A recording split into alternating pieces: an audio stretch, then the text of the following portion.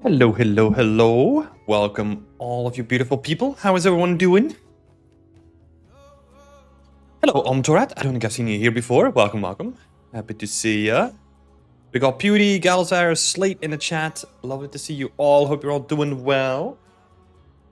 It's time for some more portfolio reviews today. So we're going to be diving into that in just a minute.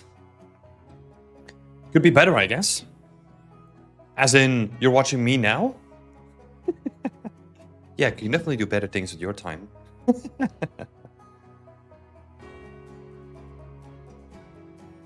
Oh, yeah. God, yeah, the world... Ugh, I don't even know what to say about that. It's just, God. World's in a fucked up place at the moment. Yeah, I hope you're staying safe. Best of luck to you and your family and all your loved ones.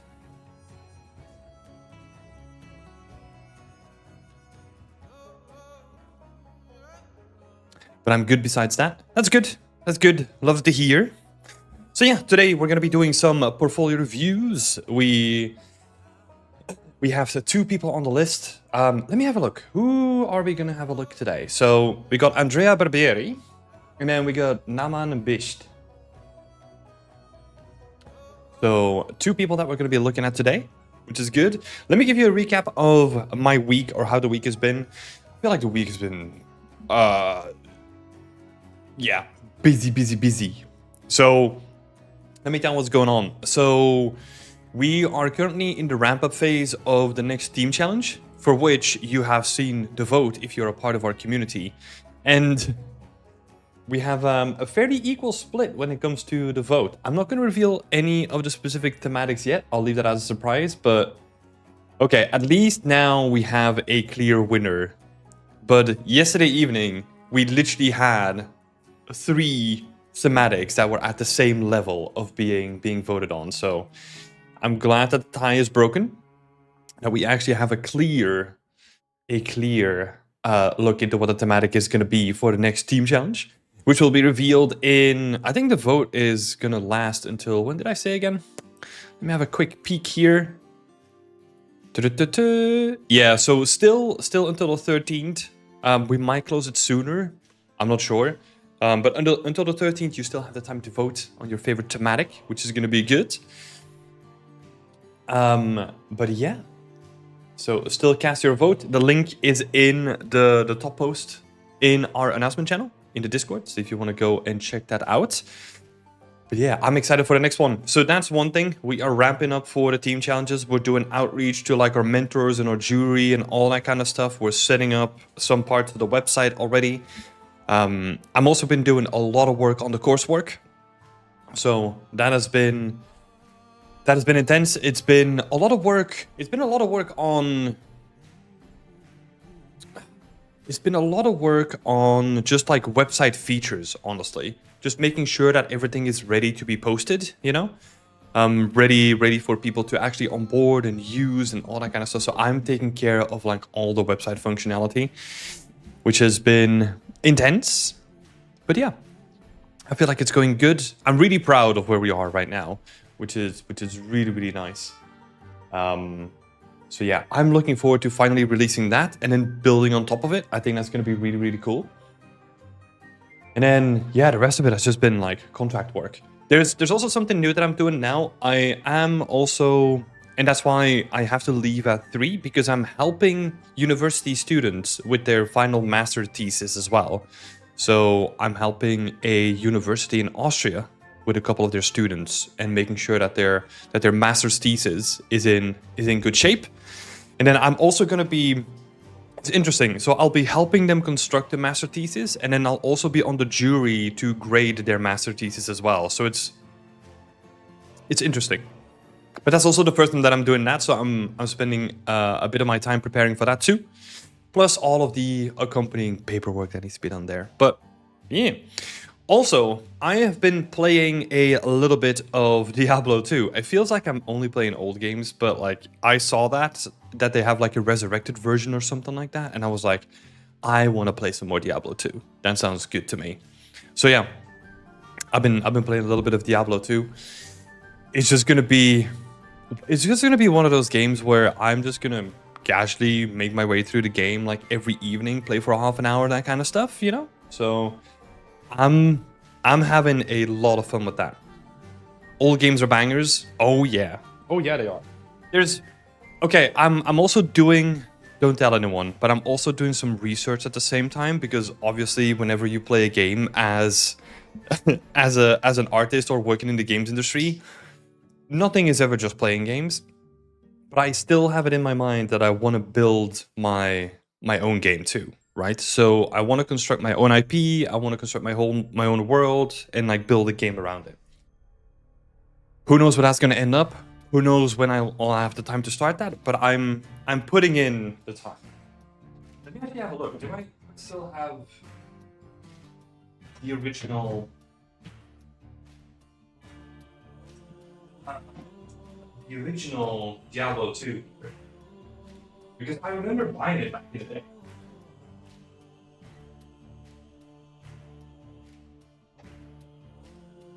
I have multiple copies of Diablo 3 or something.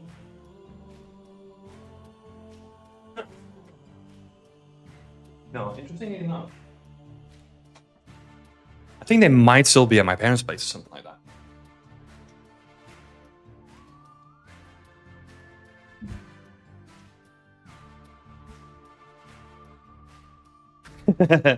You're telling don't tell anyone on the live stream? Exactly. I have the same dream, Tim, build my own game. What kind of game would it be? No clue. Well, I do have a clue, but I'm not going to say that. Because here's the thing. Good games are born out of like a lot of experimentation, right?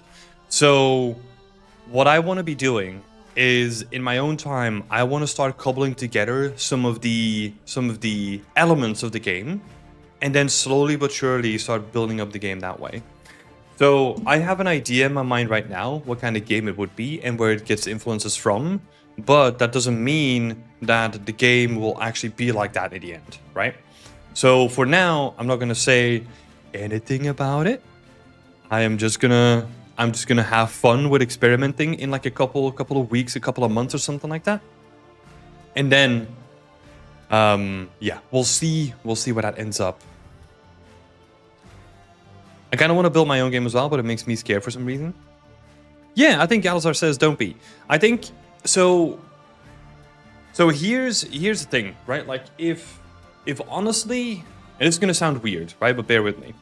If Beyond Extent wasn't my main priority, and I would have like a full-time job in the industry, and that was stable enough to be there for a while, I would already be building my own game. So yeah, I think it's always been a dream of mine to do that. Even before I started doing 3D, like I was doing 2D sketches and I was already thinking about constructing my own world, right? So it's always been a dream of mine. But I would not be scared of it. The tools are so easy to get into, right? I mean, if you use Unreal, you use a bit of blueprints, you're already like a lot of the way there, you know? Sure, I'm oversimplifying it, right? Because it still takes like a lot of time, a lot of effort, a lot of iteration, all that kind of stuff. But for example, I think I was watching a recent video about Expedition 33, where that game has been built in like 90% or 95% blueprints, you know? So, and blueprints are like really approachable compared to C++, for example. So, yeah, don't be scared of it. I think what Galazar is saying, start small to get the idea how to build a game and understand the business side. Yeah, I think that's the reasonable thing to do, right? Where you start small, you build a couple of prototypes. I mean, look at all the most popular games right now that are on Steam, right? Most of those games are born out of game jams, right? Especially the smaller indie teams, right? So it's interesting. It's interesting that you can build something really small and just iterate on top of that.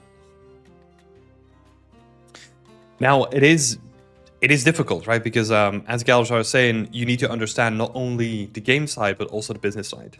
This is why I think it's good to go into the industry first, get a bunch of experience, and then see how that works, right?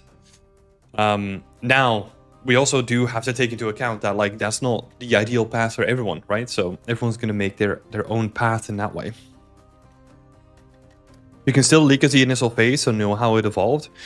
No, I'm probably not going to do that. I'll probably keep it like very, very small with a group of personal friends or something like that when it's ready to be shown. And then at that point, when I'm kind of okay with the core loop and the initial concept, then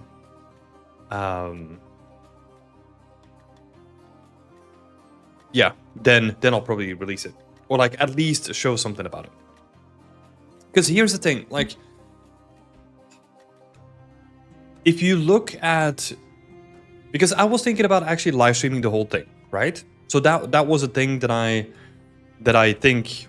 thought about, which could be interesting. But honestly, if you look at a lot of people doing that already, not a lot of people care about that. It's just boring most of the time. Honestly, like straight up. Same thing for environment art too, you know? Most of the time, sure, you can do like the fancy stuff and have a block out and have really cool compositions, and then after that it's just like, oh, now I need to make the entire thing, and it is a grind, you know? Like it is pretty boring to just like brick by brick build something up, and it's not engaging for like showcasing live. Plus also, when you're doing something live, you are splitting your attention between making the thing and then also talking about the thing and keeping people engaged, right? That's also a big issue, because I've done this before, right? Where I was building environment art in the stream myself, and every time I do this, it's just you don't make enough progress, or you don't make as much progress as you thought you would do, because you are engaging with people, you're answering questions and all that kind of stuff, and that's where the priority should be, right? Streaming. So yeah, I thought about it, but I don't think it's a good idea. I think I'm more scared about how much time it takes to build a game. I think even Stardew Valley took 7 years. Yeah, but that's also, you gotta be careful when you focus on the unicorns, right? It's you have to, in a weird way. Okay, this is gonna sound weird, right? Like making Stardew Valley as your first game is fucking mental. It's fucking mental. If you hear him talk about the way that he worked and the sacrifices that both him and his partner made to get to Stardew Valley, right? That is not going to be feasible for a whole bunch of people. It's just not. Sure, there are more tools now, but I also don't think that that your first game doesn't need to be a Stardew Valley, you know? It can literally be like a small, compact game where you just have fun with like a single mechanic, you know? You keep it really small, and then afterwards you can then use that as a building block, right? The same thing with your environment art, right? Like let's say you're in the beginning, your goal when you want to be a 3D environment artist is not to build a full scene, it's to build one asset. Just one asset. And that starts with modeling the thing, right? And then getting better at modeling. And then, okay, now I'm decent at modeling. How do I do an unwrap? Okay, I know how to do an unwrap. Okay, how do I now bake things? And how do I texture? And how do I get it into the engine? And it's like you're building these like individual bricks until you can then get sort of like the first wall or the first foundation set up, right? And then you can build like the house on top of it. But it takes a long time, right? And the same thing happens with building your own game too. It's you have to get into game design. I have no idea. Well, I have an idea about game design, but I've not done it myself yet. So that is something that also is going to take time to figure out, right? But yeah, even comparing it to like other games, right? Like even the big AAA games, if you're working for like a AAA company, they take like 5 years easily these days, right? And that's where also my sort of thought process goes to, where sure, like so a game like Stardew Valley, right, takes like 7 years to build, which again is like an outlier, but also like a AAA development cycle these days is like 4 to 5 years as well, right? Like easily. So to me, it feels like, I mean, this is also coming from my who I am as a person, right? I've always loved independence. I've always loved ownership of stuff. And that is something that I've always felt missing from AAA, even though like I enjoyed like the other components, you know? I want to have more ownership without having some of the downsides that come with it, right? Like, because for example, we see this a lot these days, right? In AAA. And I know that I'm just ranting here, but this is just like on top of my head right now. Even if you have a lot of ownership and you create like your own game and you start your own studio, you get a bunch of funding and all that kind of stuff, you're still beholden to some sort of person who's externally like invested in the game, right? And then you end up with situations like we've seen in like the last couple of years, right? Where like games come out, they flop, and then it's still just like done. And it's not that those people didn't put their passion into it. It's just, yeah. I like the idea of being more independent than that. Me who's building a whole scene. Well, yeah. And that's the thing. That's the thing why I say over and over, right? Build small. Start small. Try to individualize or make into components what you try to how would I even say this? Compartmentalize or make into components what you can make into components, right? So that you're not building a full scene in the beginning. You want to start small and then build on top of it, right? The publisher takes money too. Yeah, but that's also with good reason, right? If they take the burden of like publishing and marketing and all that kind of stuff, so there is value in that. But yeah. Also Steam, and Steam takes a cut too. Yeah, it's pretty savage, right? And that happens regardless, because even if you make an indie game, right? Like you can publish on your own website or something like that. Sure, you can do that. But if you have access to like the millions and millions of people that play like per day on Steam, that becomes enticing, you know? That's also why so many people are publishing on Steam too, because that is access to a market. And that 30% that you then give to Steam for a lot of people is probably going to be worth it.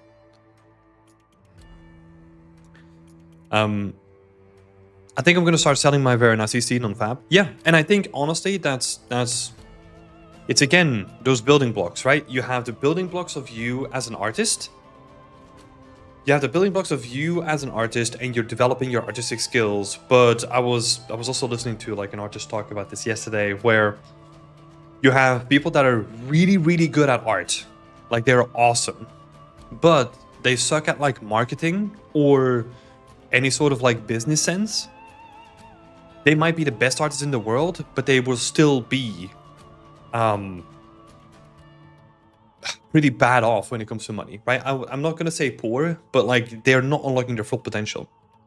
And I think that's where it becomes interesting if you think about yourself in building blocks, where the business side is also important there.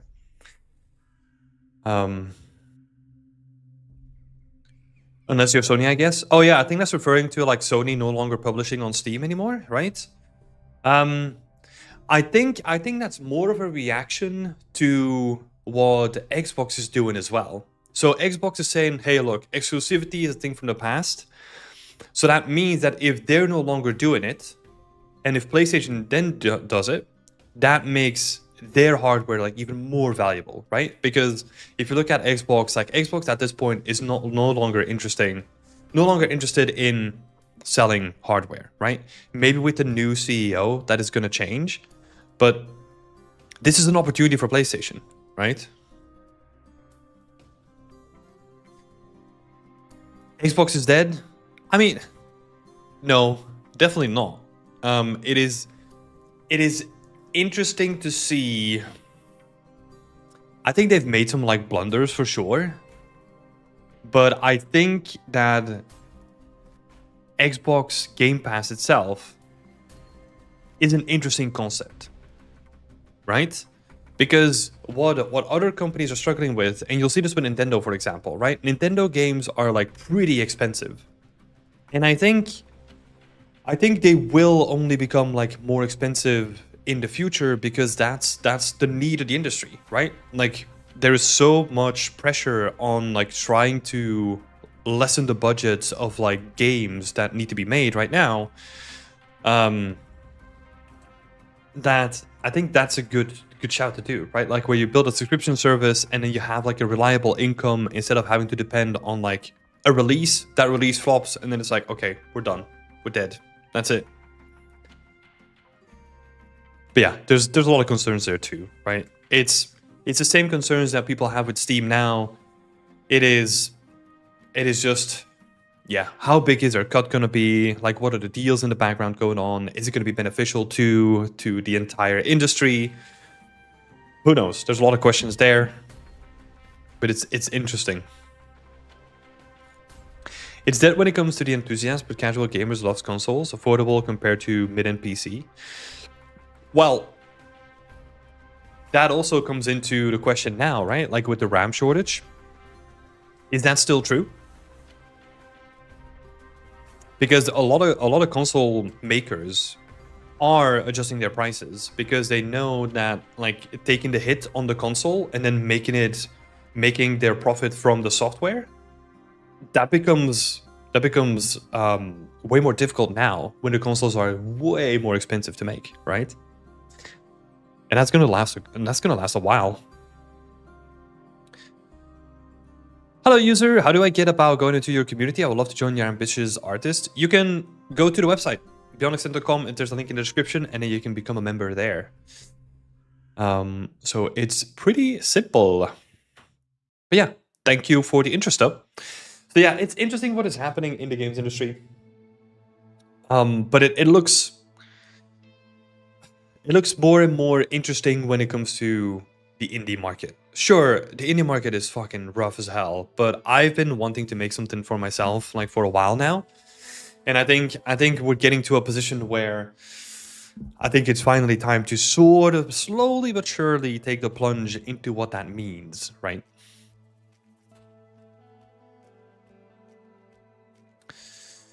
Mm-hmm.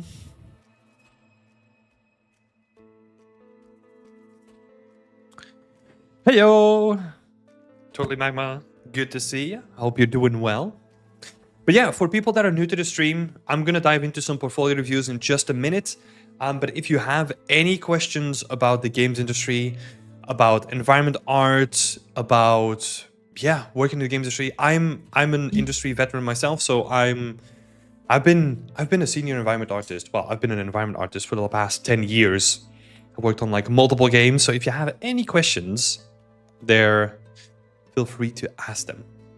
Is there a clear leader in the thematic vote for the team challenge? Yes, there is. I'm not going to reveal it though, but there is a clear leader now. Hello, Chanjivan. Good to see you. Good to see you. Afternoon.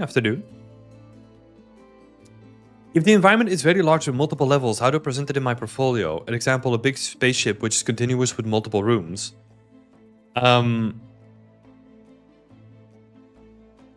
If you have an environment with multiple levels, how do I present it in my portfolio? You will have to break it up into like multiple pieces, right? I would still say you have your main image. Like your main image should convey some part of a story, right? Like your main killer shot. Like that needs to be the one that is like gripping to me, right? The one the one main image where I can be like, wow, that's it. And then you can have like a bunch of supporting images, right? That still show off some different elements of the spaceship.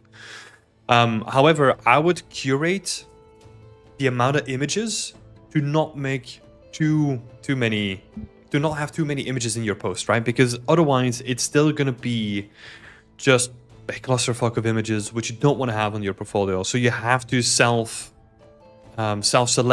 for the amount of images that you want to have on your portfolio. So yeah, hope that was helpful, Anurad. But yeah, that's what it comes down to, is you have to self-select and you have to really pick up the best things.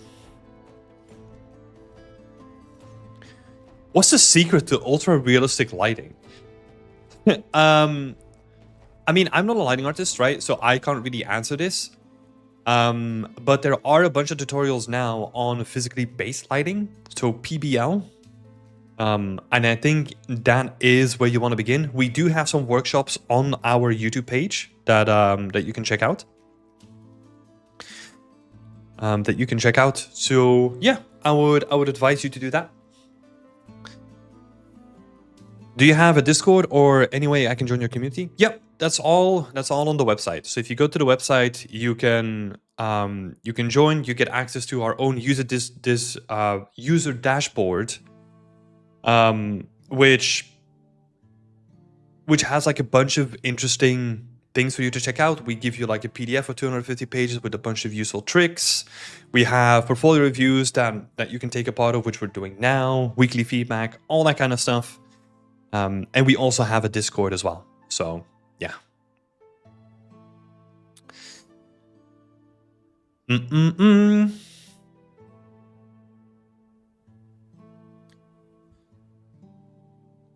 Making sure you have both good direct and indirect lighting is key. Global illumination.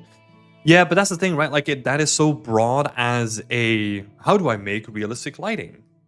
I mean, the question itself is like really broad too, right? But there's so many components. Like if you want to go for ultra realistic lighting, you know, like I can go very basic with like, oh, get good references, like know what you're replicating, then look into like the basic fundamentals, like you're saying, having good direct and indirect lighting and having a lighting setup that is set up properly. But honestly, yeah, I would just watch like one of our workshops that we have on that. Hello, Shitty Podcast. Good to see you. Totally Magma is asking, my ultimate question is, what is with these early streams now?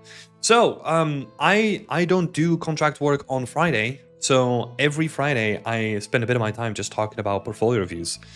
So, yeah. Arad is asking, why does Ghost of Tsushima look, or Ghost of Yotei look so good, even though they don't push hyperrealism? That's what's called art direction, baby.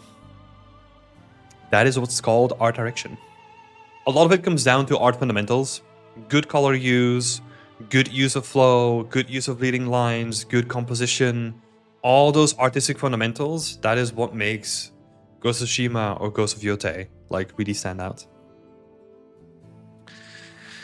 Omtorad is asking, as a complete beginner in the games industry, should AI advancements worry me? Nope. Not at all. As a complete beginner, you are talking about, let's say you start now and you start your journey into becoming a games industry professional.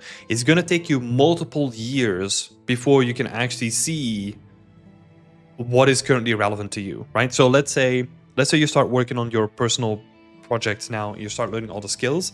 It's going to take you multiple years before you can even get into the industry, and who knows where AI is going to be at that point, you know? And I will say, I don't want to give you guarantees, but I can tell you that from the way that it's looking now, in my opinion, AI is not going to have a massive effect on... Okay, let me see how I word this, because it's going to be very specific.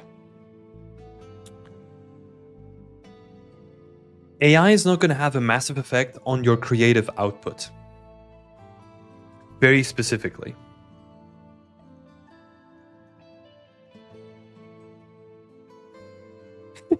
Mass effect? Huh. But yeah. And that's the thing. I would never...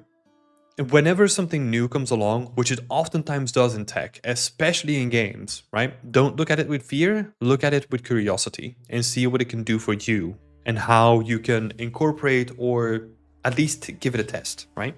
I think that's what you can do best.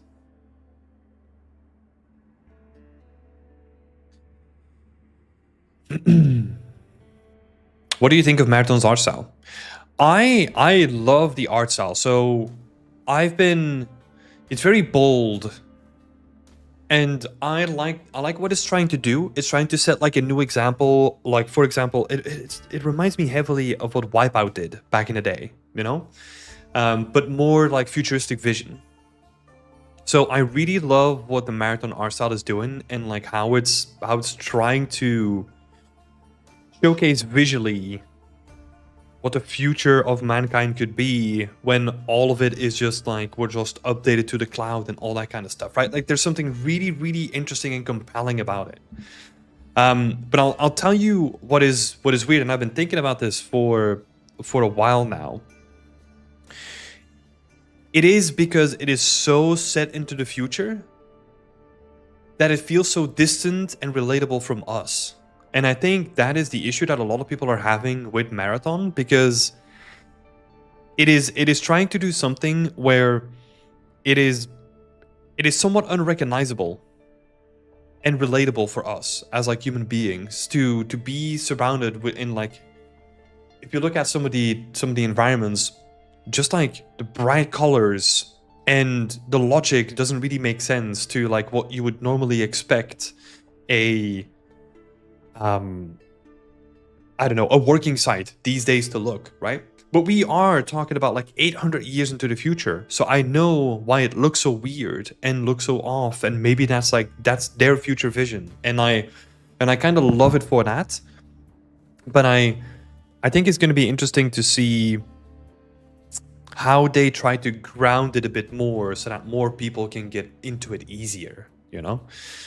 But yeah, but because there's still ambition there.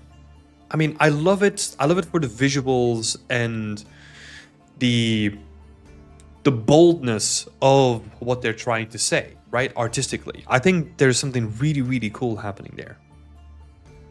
But yeah, this is also coming from a person who's not played the game, right? So I need to potentially give it a shot or something like that. But yeah, I'll probably wait. Because honestly, these extraction shooters, they're not for me. You know, I don't really like playing them. So yeah, take that with a grain of salt.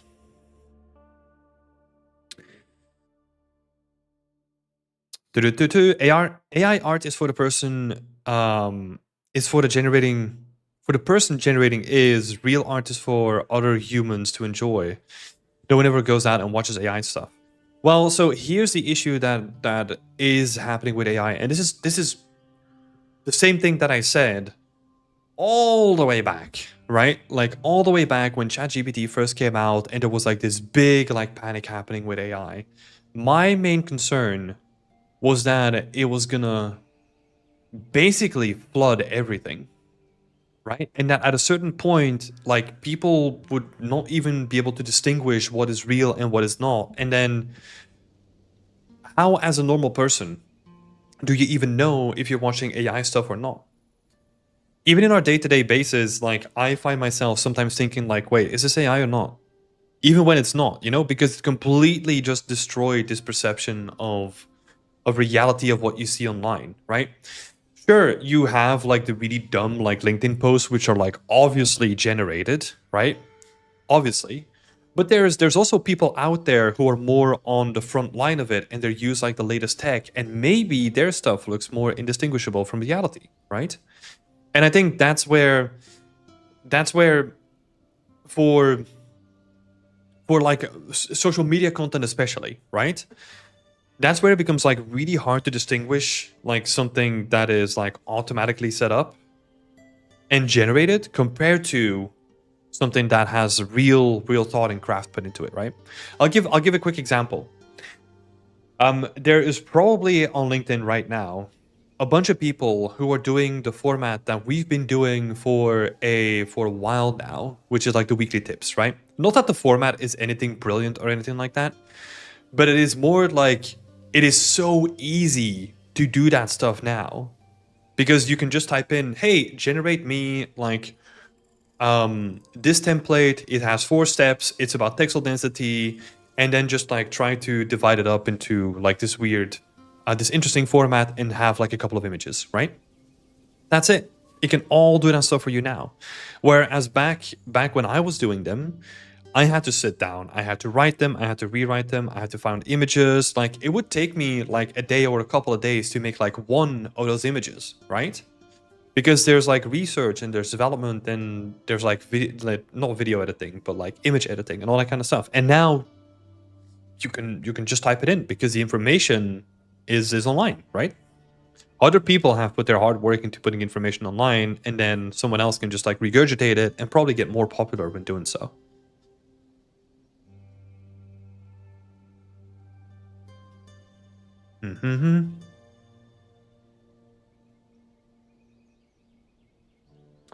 AI musicians only listen to their own AI songs. AI artists only watch their own stuff. What I'm saying is no real human actually seeks that stuff out. It's not about seeking it out. It's whether you get fed it or not. I think that's the issue. If you probably go look at the stats of Spotify, you will be amazed with how many people are consuming AI songs on a day-to-day basis. Yeah. Like Beauty is saying, it's 100%. I think that's the reality of it. I think to a certain degree, like if you just want to have some like background music and you're just streaming some music like on YouTube, a lot of it is just going to be AI stuff. If you're watching some historical documentaries now, it's probably going to be AI. It is crazy. It is crazy. Because people can't distinguish, right?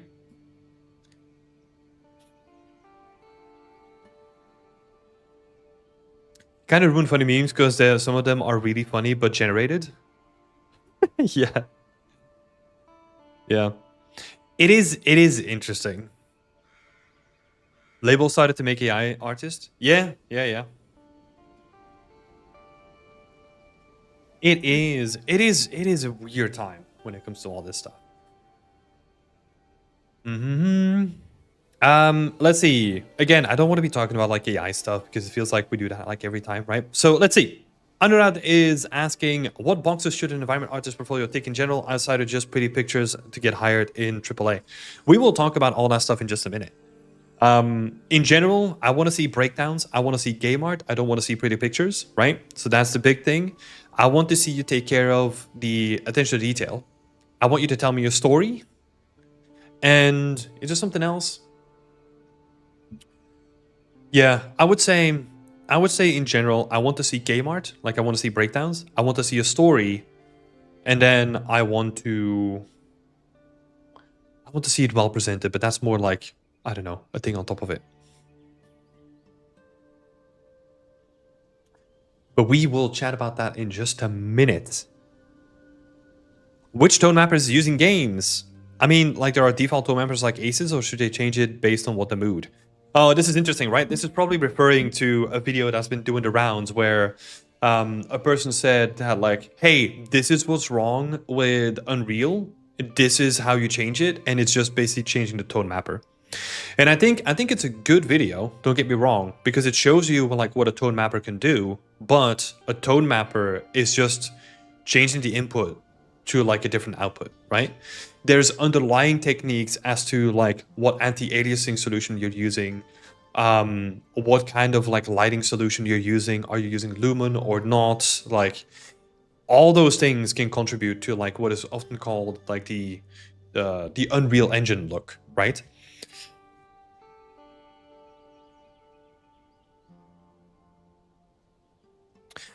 Totally, Magma is saying, I think the tone mapper is only a small contributing factor of reducing the default look. Yeah, and I think that's why we need to have them, right? Like we need to have those videos who can start the conversation, and because I think they're valuable in saying like, hey, look, a tone mapper can change the look, which is awesome, right? But how do we then also have things on top of it, right? I also switched from Aces to AGX after listening to the video, but I don't see any major differences.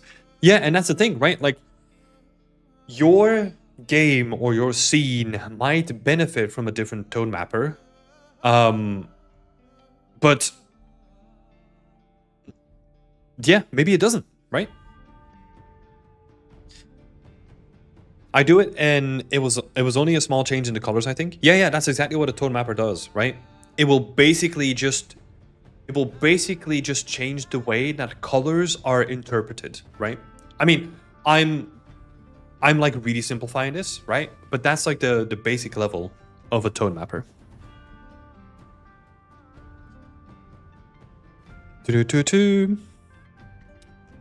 I don't think it's just devs being lazy, but I'm glad you at least recognize it. I was speaking to some devs and they were completely in denial about there being an Unreal look, and that is completely other devs' fault.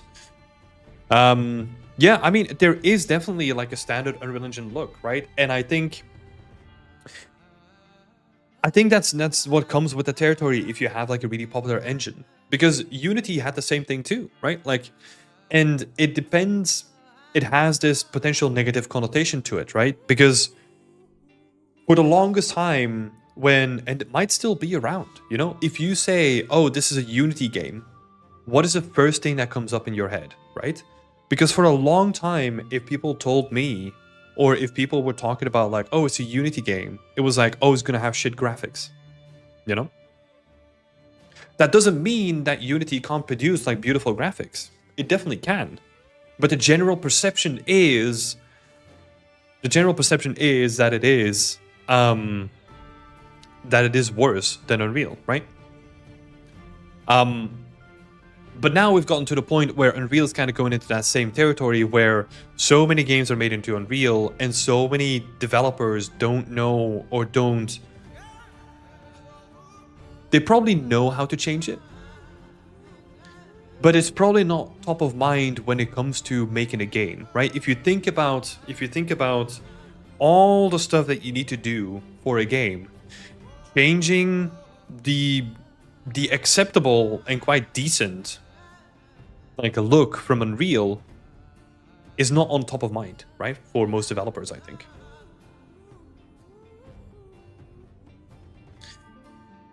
I don't know why, but I love the Unreal Engine look. Never hated on it, despite having all the issues it has.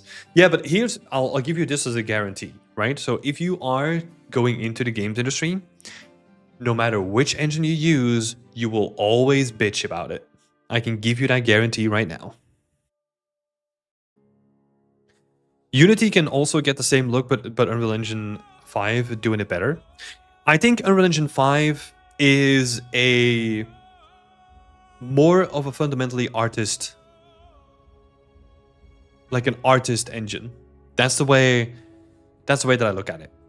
Because Unity to me, and I still hear this to this day, where if you want to build a game, it's probably better to go with Unity because it is more flexible in certain ways than Unreal Engine is. But yeah. And that's the thing, right? Like, it's when it comes to these conversations, Unity C# is like 10 times better than Blueprints in C++. That probably depends on how you write your C++ then, right?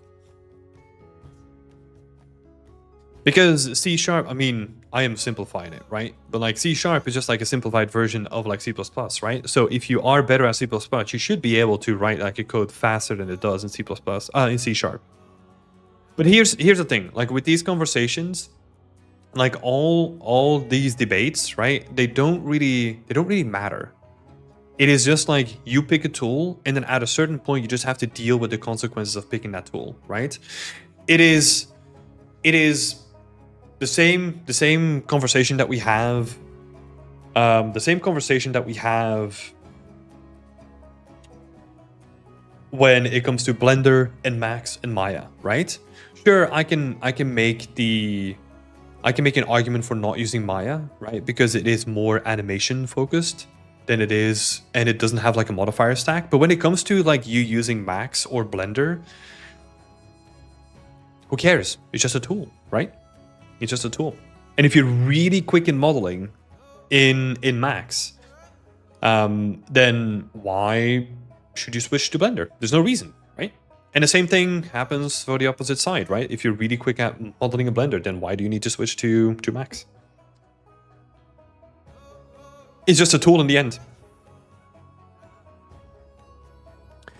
Unity is an indie dev engine. That's what they're focusing on.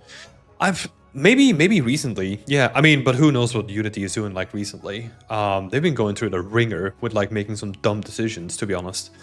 But they had like the HDRP, right? The high definition render pipeline or something like that. And that was supposed to be their foray into like, hey, look, we are gonna go for the big dogs now, right?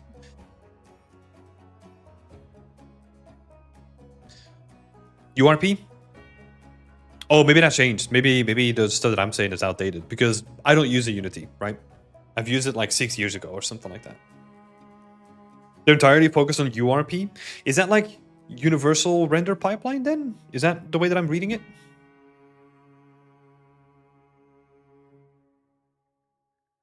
Okay. Okay. Oh, so does that mean that they just like merged the two pipelines and like they just want to maintain like one of it? But let's see. It's a good question though. So Generic Man was asking, how come we don't see AAA games using Unity though?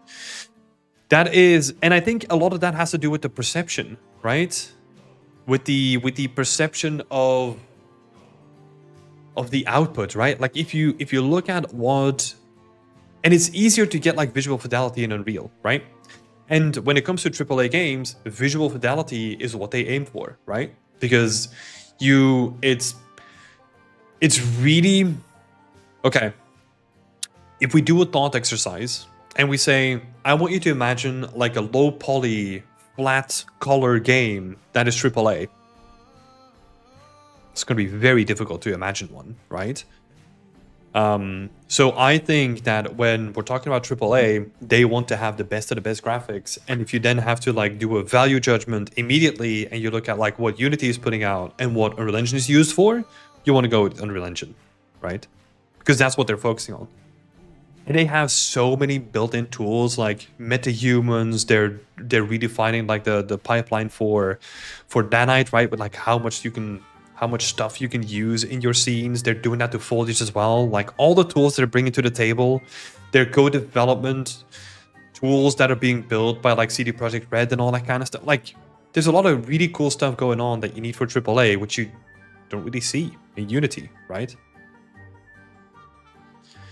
You could probably make the argument that like, yeah, at a certain point they like bought up Weta and they have like access to the Weta tools, but it's like that's been like such a long time ago.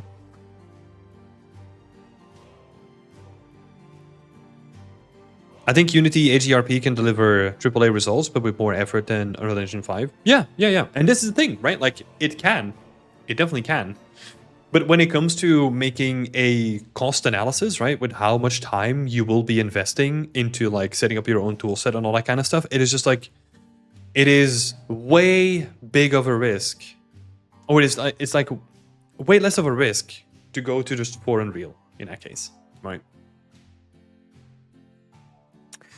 Another is saying, I think that the Unreal Engine look also contributes more of the fact that a lot of people are using the same default lighting settings and often reusing the same Megascan assets. Yeah, not so much on the Megascan assets, I think, but definitely like the default lighting settings, right? Where you don't have like a dedicated lighting artist who can really push the quality forward, right?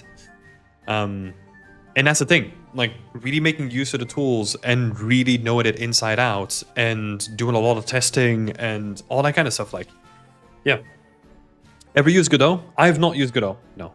I do want to give it a try at some point just to see what it is like, but I'm probably sticking with Unreal, you know.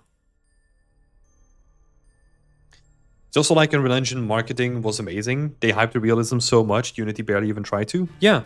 And I think also if you look at it from the outside again, right? Unreal Engine is constantly shipping stuff with their own engine. Like if you look at Epic Games, close collaboration on Fortnite, they push like constant updates. They're constantly evaluating if the engine is ready for the next phase, right? And then all the stuff that you hear about Unity is that, yeah, we are going to do the same thing. And then their own internal project failed to ship because of Unity. And then it's like, come on, that should have been a win. You cannot afford to lose that. And then you lost it, you know? Even though that is not necessarily what happened inside of it, right? If that is the headline, you've already lost, you know? And there's multiple examples of that happening with like Unity. I'm talking about like, I don't know, like 5 years back or something like that. But come on, like that lingers, right?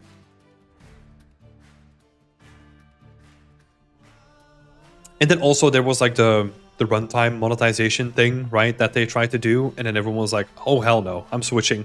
Bye. So there's that too.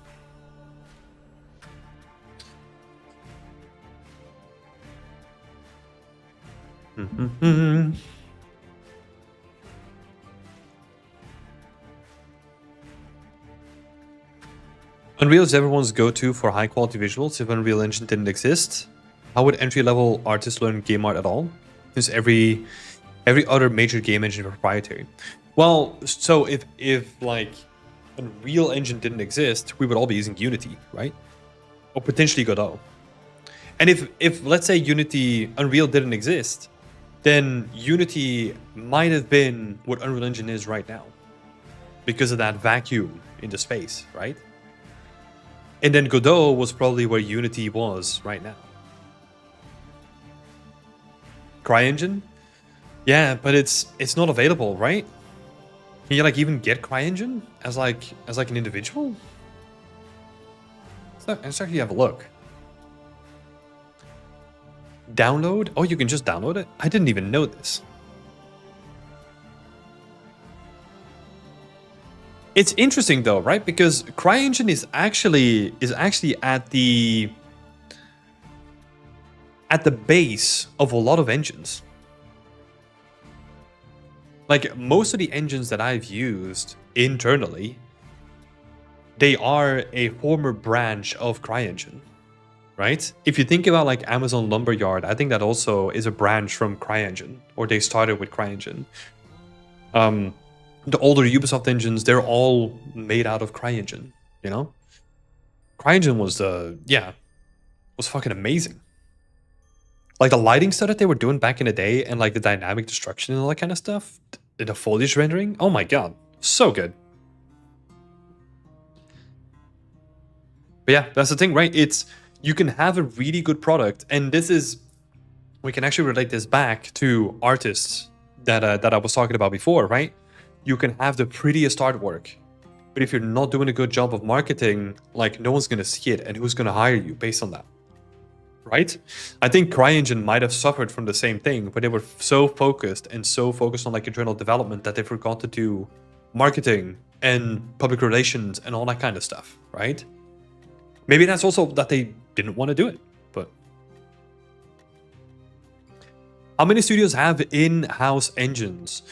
I am curious. I don't know. I don't have the data on it. Let me actually have a look. Is there data here from GDC?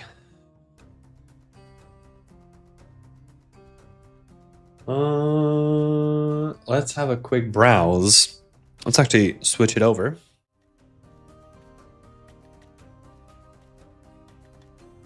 It's AI use. Engines.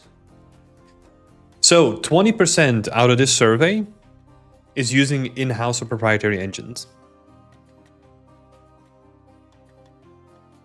You also need to keep into account that, oh, this is interesting. Oh, wait, so proprietary. Yeah, if you look at AAA developers, it's almost a 50-50 split, right? You do have to take into account that this is majority America-based, right? So keep that into account as well, because that might skew the numbers. I would assume that more AAA developers in Europe are using in-house engines. Because for my 10 years, I've only worked with in-house engines. Like, for example, Ubisoft had, I think they had 4 internal engines. Right? With like a lot of like different branches of each engine and all that kind of stuff. So yeah. Here we go. Like for AAA developers, it's almost 50-50. AA seems to be mostly Unreal, and then as you go down to like indie studios, this is interesting. There's more indie studios using Unreal now than Unity. So it seems that Unity is actually dominating in the older indie studios, which is very interesting.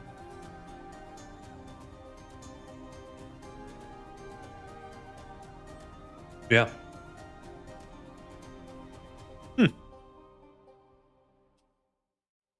So that is interesting.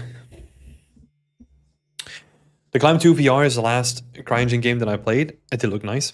Oh yeah, I think I played the first one at Gamescom or something like that. It was really cool. Maybe it's an obvious question, but what do lighting artists actually do? Do they use some tools to make the lighting better or something like that? No, they are responsible for lighting the whole world. So, what they basically do is in a AAA development, right?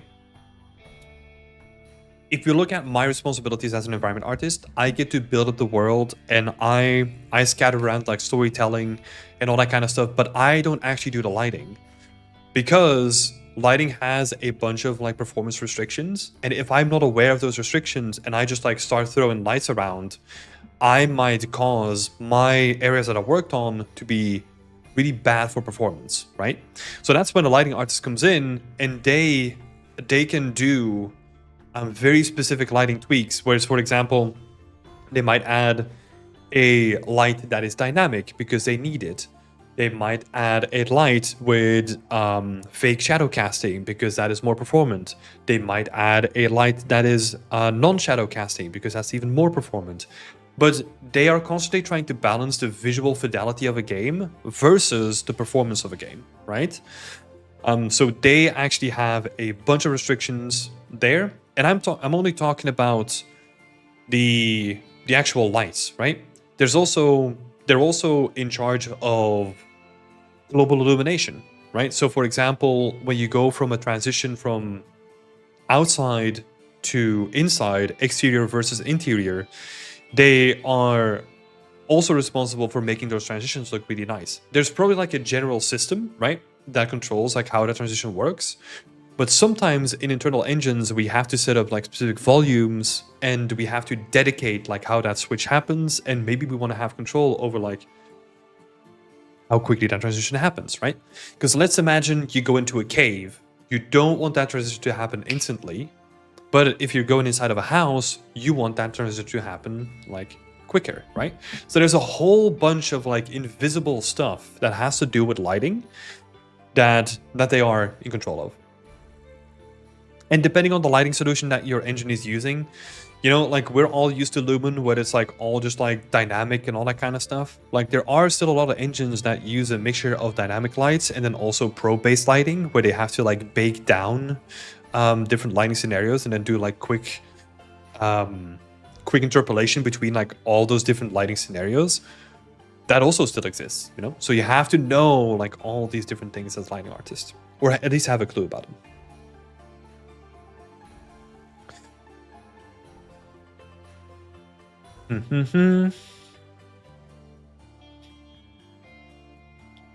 Really, what lighting values, different scattering types, curves, fog, optimizing. Yeah. Yep. Lighting tutorials make it look so easy. Oh yeah, but like everything that we do is like more easy. Like it looks easier than it actually is, right? And this is where sometimes the NDA stuff, where you can't disclose what you're working on, becomes like side of a hindrance. Because it would actually be interesting to have a look or have some know-how to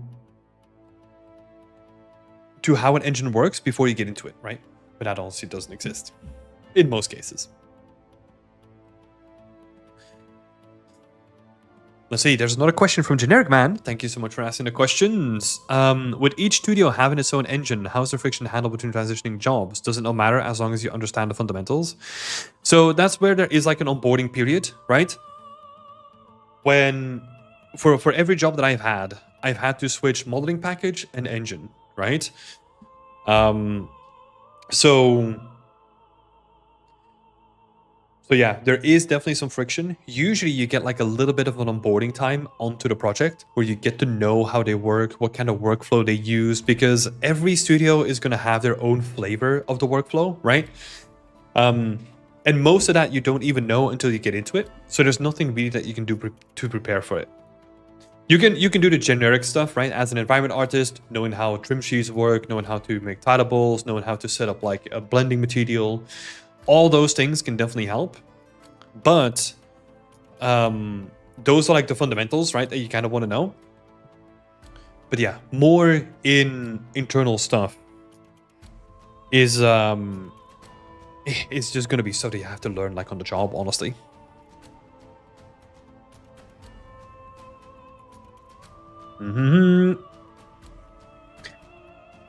Kane Daedry, regarding the industry, is it a bad idea to pivot right now and join game art from another industry / design?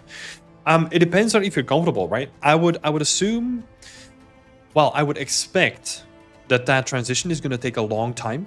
So if you are starting to get an interest into game art now, do it on the side.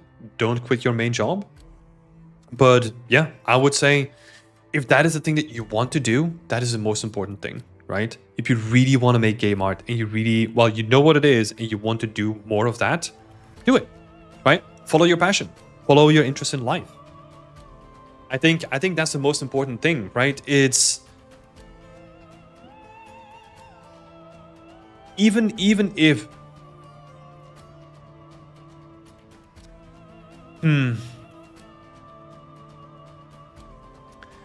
so let me think, because one thing that you hear a lot of, and this is something that I gravitate towards too as well, right? Is that you hear artists say, I would even do this without being paid for it, right?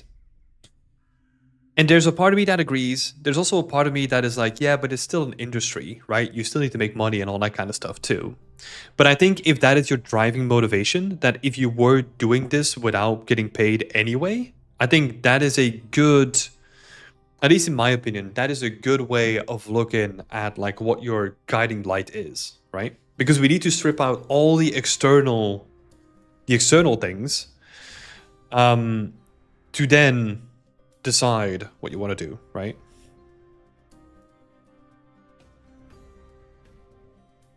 I'm going to do this whether I get paid or not, but I would like to get paid. Well, yeah, see, here's the thing, right? Like, that's why it always sounds nice when people say this.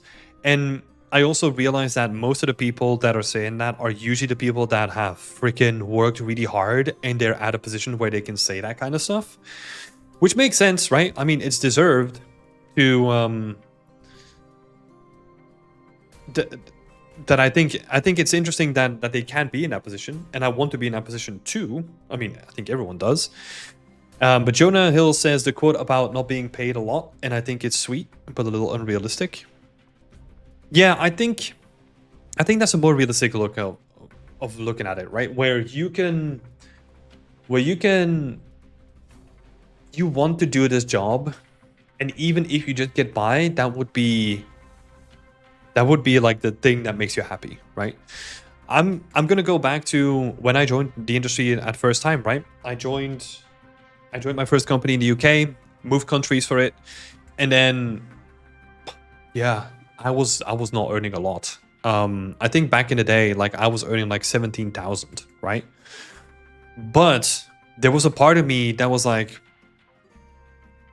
at that point, like I didn't really care about that number. It was more about like, I've made it. This is it. And then that number is going to grow over time, right? That's fine. I can put in hard work. I can do some stuff on the side, whatever. I have flexibility with that number. But it was more the idea that I was actually going to get compensated for the stuff that I've been putting my time in, and really hard, like trying to work for like four years to work like really hard to achieve this goal. That was the thing that really got me into games, right? Or that made me happy to join games. Hey, Jack, did you deal our tank? He looks so happy in the back. Yeah, I know. Where is he? Little guy.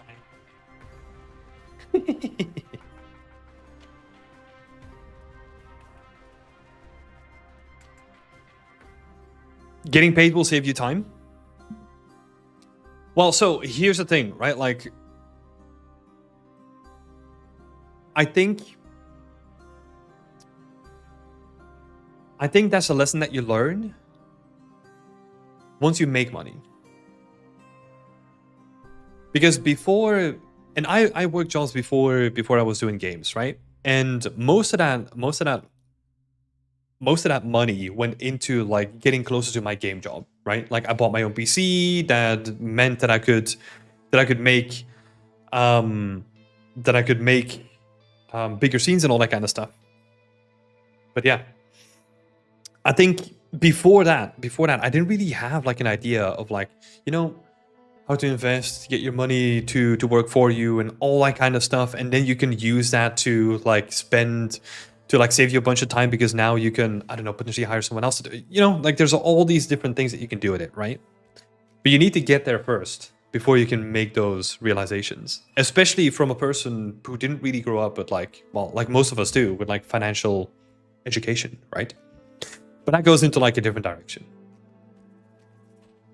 But yeah, I think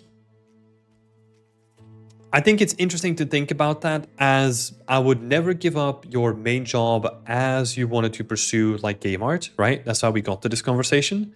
So I would still do a job on the side, do the game art thing, and really work your butt off, because it is not easy.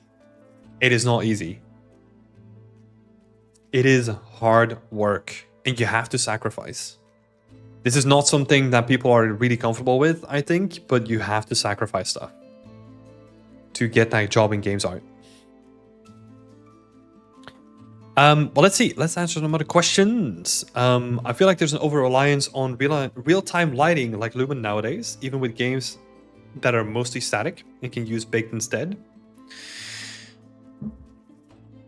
Baking iteration with GPUs is very fast now. So I don't think Lumen is like a bad idea, right? Like I love the idea of like real-time lighting and it being performant. It does come with downsides, and I would rather have those downsides than having to bake at all. Because, for example, baking works fine when it comes to smaller developments, right? But it really spirals out of control when you're working on like big worlds that need like a lot of like baked maps and all that kind of stuff. Because what you're doing is you're increasing the development workflow on the artist, right? Because now I need to make like light maps as well. It's not that they take long, but if you're making like thousands and thousands of assets, it is going to take a sizable amount of your time, right? So at scale, like baking, I think it loses its value, at least to me, if I have to think about it from like that perspective. But to another question, I think, who was it that asked it? Someone was asking if there's still games that use light maps. Let me see. Who was asking this? Oh, Charlie. Yeah, Charlie was asking this. Yeah, I think one game that I played myself, the last Dead Island 2. Right? The last Dead Island 2 had a baked lighting. So, and they do like a really like the lighting in that game looks fantastic, you know. I wonder how it is, how it would be to like bake lighting, to like automate bake lighting. Well, so in bigger developments and all the games that I worked on, we do something where it's like you have a build machine, right? Which basically takes all the data that everyone submitted, then compiles that into like cohesive build, then runs that through like an automated like server farm, basically. To then compile all the code and then build the whole game world, and then also like build the lighting and all that kind of stuff, so that the next day you come in and ideally you have all the latest stuff from like the last day, right? When it goes to like bigger developments, for example, most AAA games, especially at the scale of like some Ubisoft open world games, right? They have this continuously going on in the background, like 24/7. They just have like a server rack somewhere, which is like probably quite sizable, with like a bunch of PCs just like building the game constantly to automate baked lighting, to automatically check for like, I don't know, any checks that you want to run, basically, right? So there's a bunch of like automated stuff going on in games, which is really interesting.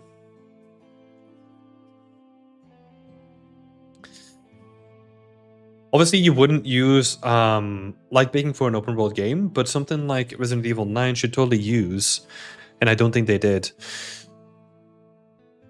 Again, oh man, it depends on the engine, right? it depends on the engine. I might assume, but I've not looked at the game too much. But I can assume that they use like a clever mix of the two. But I don't really know, actually.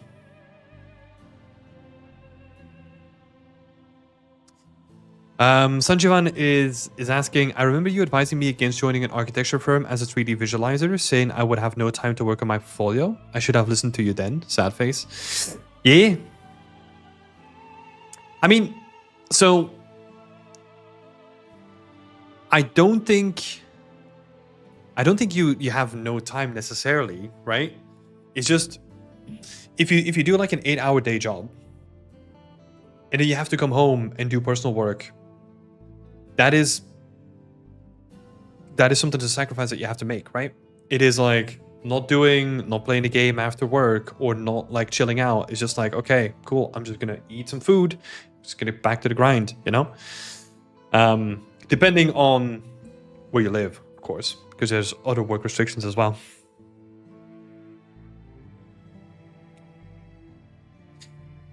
Galazar is asking, how can you value yourself when it comes to salary or were you working with a client? That is a very good question, Galazar. So I don't have a lot of experience when it comes to contractual work, right? I am just diving into that whole spectrum. I think a good benchmark to have would be to at least look at the average wage of what the country is asking for, right?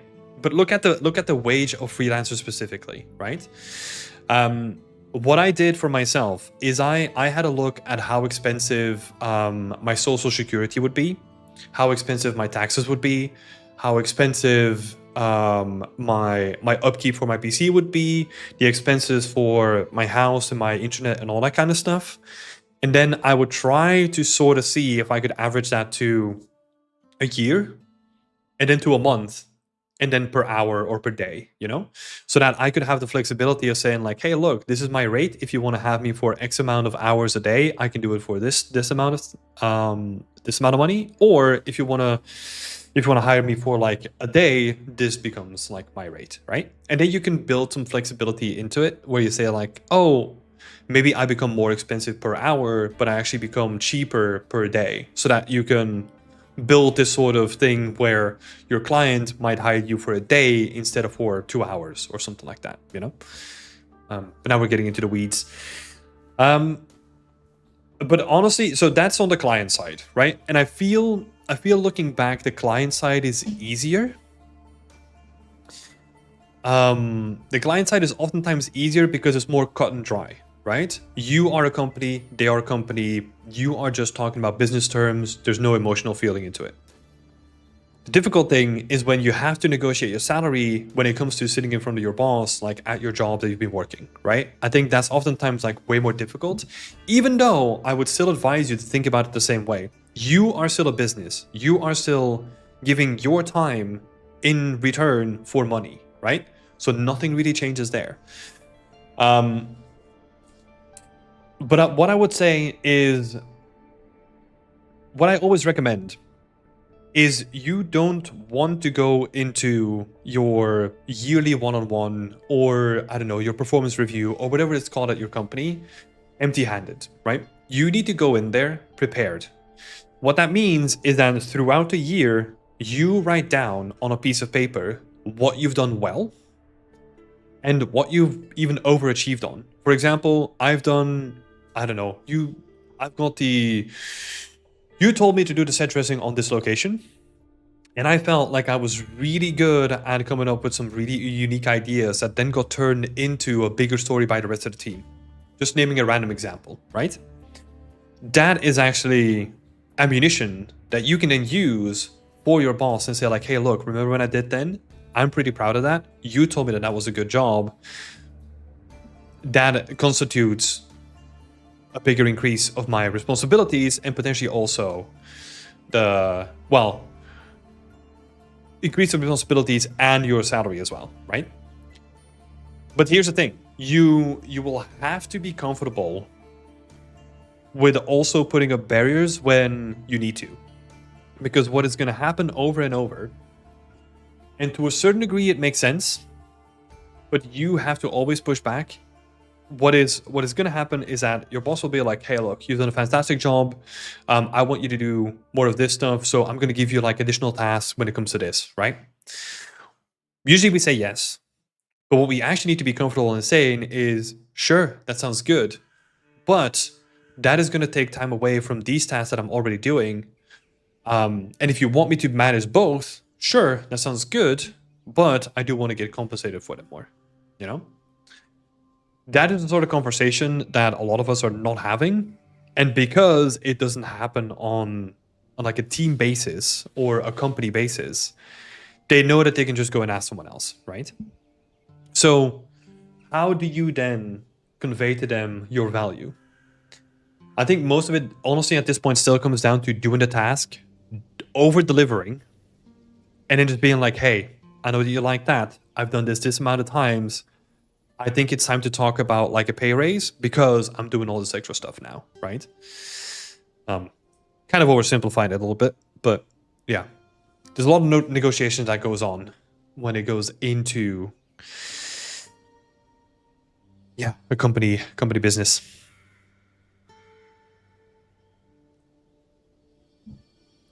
Hello, Docatello. Good to see you. Every client needs something different. Just find a niche that you love and you become excellent at it. Yeah, so here's the thing. So in the beginning, at least the way that I approached it, right, is I love environment art. This is what I'm going to be doing. But I realized that if I wanted to do contract work or freelance work, my road into the industry, or my road to get there to contract work, was through the industry. I wanted to pick up experience first, and then that adds value, right? Because now I can go to a client and I can say, hey, look, I worked on Far Cry, I worked on Fable, I worked on Jurassic World, like all these things I worked on, and that adds value, right? Because they know that you have actual production experience working on AAA companies, and that adds a lot of value, right? So you can then use that in your negotiation tactics. Hello, Lily. Hello, Harry. Hope you're both doing well. Good to see you here. Right. Let's do one or two more questions, then we'll dive into some portfolio reviews because I need to get cracking. More cracking, less yapping.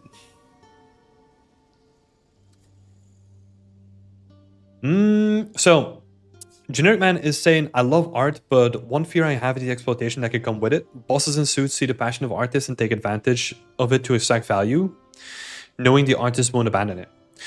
Here's the thing.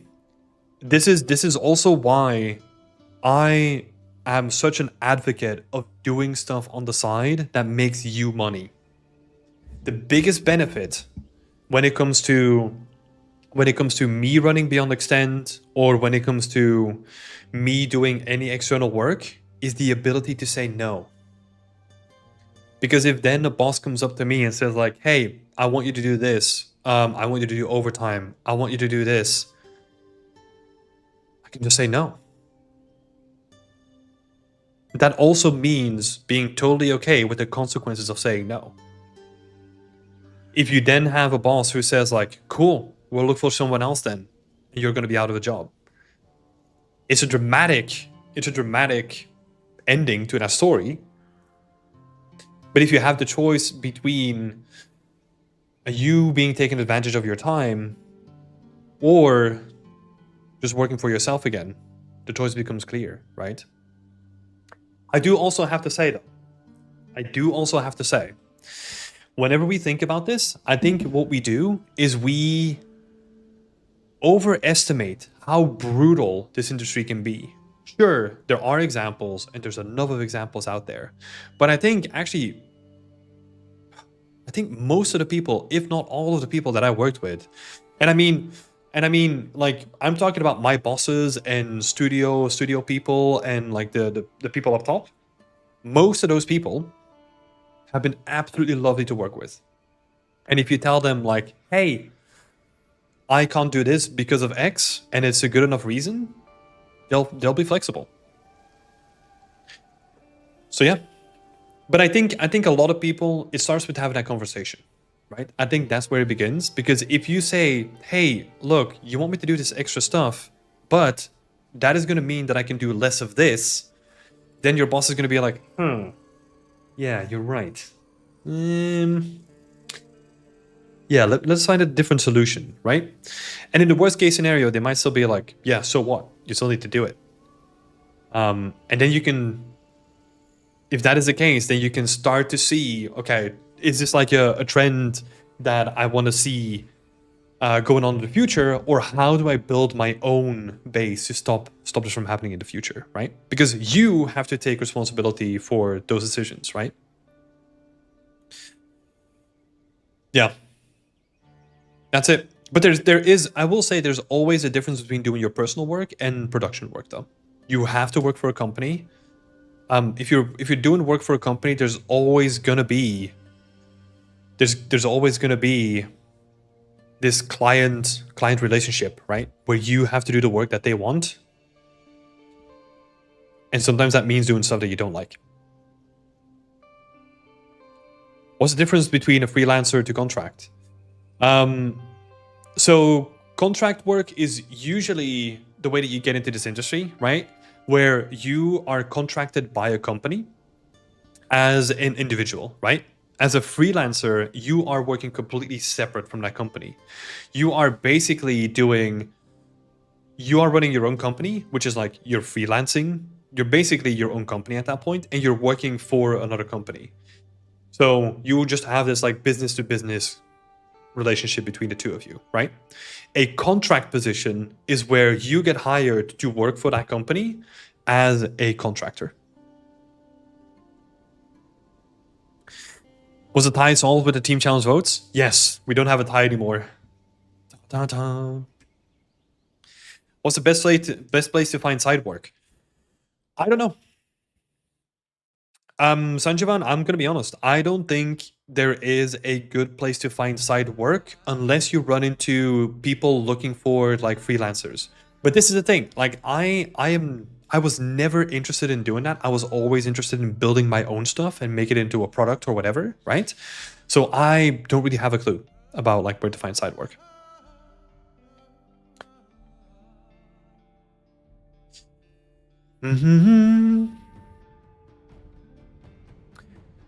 Is hand painted something that's in high demand right now or not? I want to learn more about hand painted style of sculpting and texturing. Do you have any good references or guides? Is hand painted in high demand right now? That's also a good question. Hand painted? Like really hand painted stuff? No. No, it's not. Just straight up not. Hand painted was always going to be niche, right? And I think it's still niche. Because think about this. Hand painting something by hand, very time demanding, which means very expensive. That's also why not a lot of people are doing it. Not all the companies are doing it, right? So keep that in mind. But yeah, then you go into like stylized sculpting and texturing. That becomes like a little bit more in demand. But I think realistic stuff is still like the highest in demand, right? If you look at the entire AAA studio, like the AAA atmosphere and like how many people they hire, that is still where the majority of things comes from, right? Like it's going to be realistic stuff.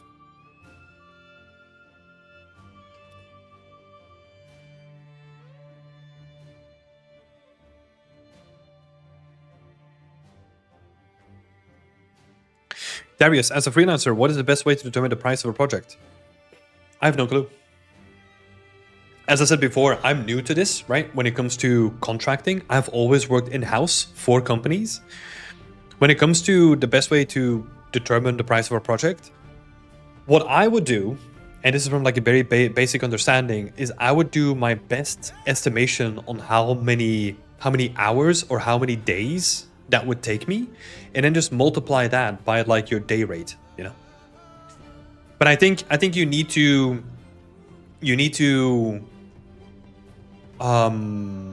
first figure out like your day rate or your hourly rate, and then you can decide like, okay, this project is going to take me X amount of days, multiply that by your day rate, and then give or take with a couple of days, right? Maybe for like a general rule, add a bit of a buffer, always add a bit of a buffer, maybe 20% on top of it, right? That gives you some gives you some leeway. But I think in the beginning, a lot of this is just going to be difficult, right? Because it's very hard to do like an accurate estimation on a creative product. So you'll have to try this out and constantly adapt between projects. Right. Let me go and grab a cold drink, and then we will get into some portfolio reviews. So give me a second, I'll be right back.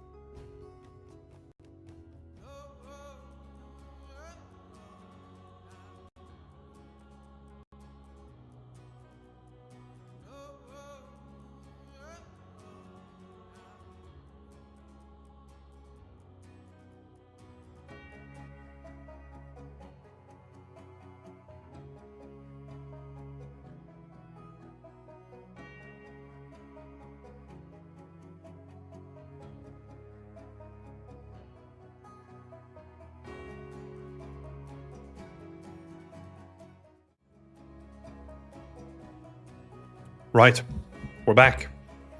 Kane is saying you can also keep different rates in mind. For example, you can have a lower rate for a passion project. Yeah, I would potentially negotiate whenever you have like a product that really interests you, and then you can be like, hey, look, for this I'll subtract from like my normal rate or something like that, right? Yeah. Yeah, that's good. That's a good way of thinking about it. Like a minimum rate where you're still... I mean, you say survival rate, I would still try to make it comfortable for you, right? And then you can make like a high rate for like a hard job or an annoying job or something like that, right? Where your margins are like way more comfortable. I think that's a good idea. That is a very good idea. But here's the thing, like I'm still getting to grips with like setting my own rates and all that kind of stuff, right? So it is one thing that I found, even for myself, is that it's important to constantly reevaluate what you're doing, right? Because sometimes what happens, and this is partially a thing that happened here, is that I calculated my entire like income, right? And I was like, okay, this is how much that I need if I want to be self-sustainable for, well, in this case, the both of us, right? So I calculated out like the rate that I would need to earn. But then you never know, right? Like sometimes stuff comes up, or I don't know, some things became more expected, like more expensive unexpectedly, or I don't know, stuff can happen, right? But that's the thing. Like the thing that I wanted to say is that it's important to always reevaluate like how things are going, and then yeah, pivoting from there, right? It's constantly adapting, constantly iterating on all this kind of stuff. Welcome to the community, Will. Yay, welcome, Will. Thank you for all your support. I don't know why my notifications are not coming up. Is that because, oh, because I got my alert box disabled. Duh. Okay, it's just something like that. So yeah, it is interesting. It is interesting. Yeah. Anyway, let's have a look. We are gonna get started on. Oh my god.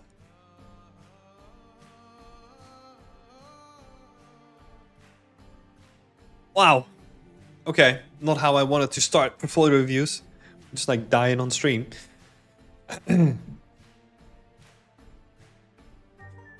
Right, portfolio review time. Let's have a look. I'm gonna disable the chat for just a second. Oh no, we're not gonna do that actually.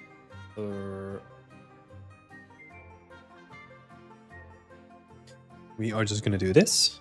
I needed to set something up, but F in the chat for Tim. Rip. Salute. 07. What a way to go. I know. Horrendous. Oh, okay. Weird.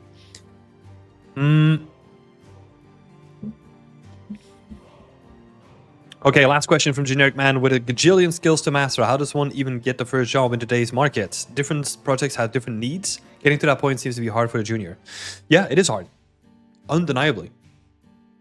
It's undeniably hard. Like, games industry is not easy to get into. But when it comes to your skills, we're actually going to be talking about that. So let's dive into some portfolio views. Again, the quick overview here. 4 different categories that I'll be looking at: hireability, your presentation, your artistry, and your techniques, right? Those are the 4 things that I always look at. For people that are in the community, you can access this page itself. If you just go to your dashboard, you can have access to all of this and read through it yourself. We also have a little leaderboard here, which I just realized that I need to still like fill in some of the recordings from last week's. But it's where we keep track of all the previous portfolio reviews and how well they scored. So yeah, you can become one of them too. Anyway, so let's have a look at the first person for today, Andrea Barbieri, a 3D environment artist / environment / prop artist. Okay. A little bit of a mouthful. This is more 3D generalistic, which I'm not really a fan of, especially when you want to bake into like AAA, right? And then you have environment / prop artist, which is fine. I would say just cut this all out and just make it about environment / prop art, because that's also pretty generic enough, right? And I think your work also supports that, but we'll get into that in just a second. I like to challenge myself and learn always something new during the process. Reaching the next level of quality is always my end goal. My skills include low poly, high poly, retopology, UVs, baking, PBR texturing, creating real-time environment from blockout to post-process, knowledge. Okay, so in here you say this is prop stuff, right? Which makes sense. And then for environment art stuff, you're just like, well, I can create environments from like beginning to end, you know? Tell me something that you can do that is specifically within your niche when it comes to environment art, right? Because this feels generic, this feels specific. So I think that's good. This feels a bit generic. Also, this is more like a broad topic. I wouldn't put your skills in here. I would just keep this like short and sweet. Keep it to what makes you unique compared to other people, right? But that is not going to be your skills in this case. So let's see. Knowledge of composition, software, blah, blah, blah. Cool. Let's have a look at your about page.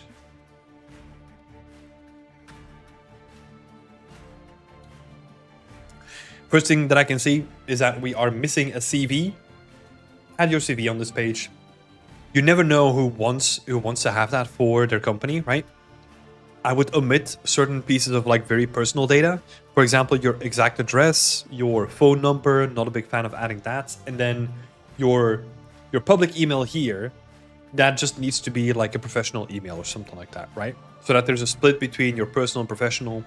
I think that keeps things clean. Yeah.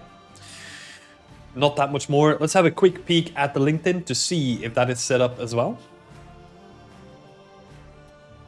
So you've got this banner up here, which is like from a piece from like 5 years ago, I think, right? So that would be interesting to change that as well.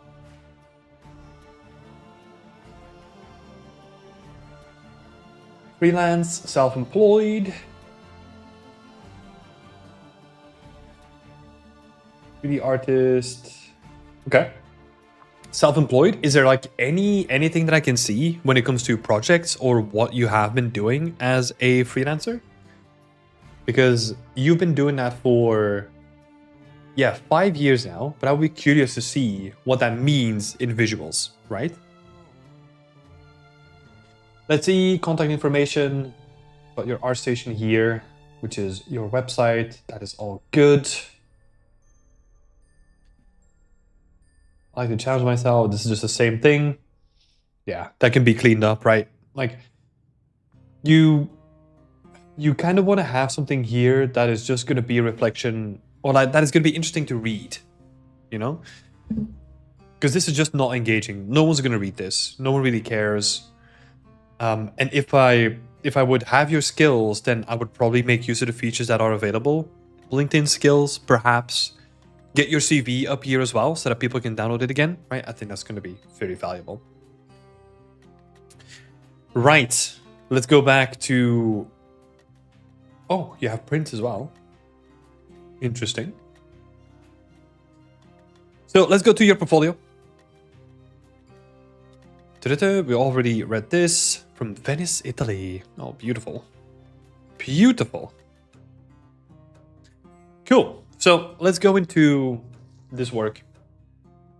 We're going to go for the oldest one first. 4 years ago. And I can already tell from seeing some more of your recent work, right? If we just do a comparison between this, if we put them side by side, right? If you have this versus this is way more impressive and way more detailed than this is. This is just to say to always cull your old work, because yeah, it just doesn't look good in your portfolio, right? So I would definitely call out this piece. It's also just like single street. It doesn't feel like the proportions are well done. There's no real, I don't know. There's a lot that needs to be fixed on this, right?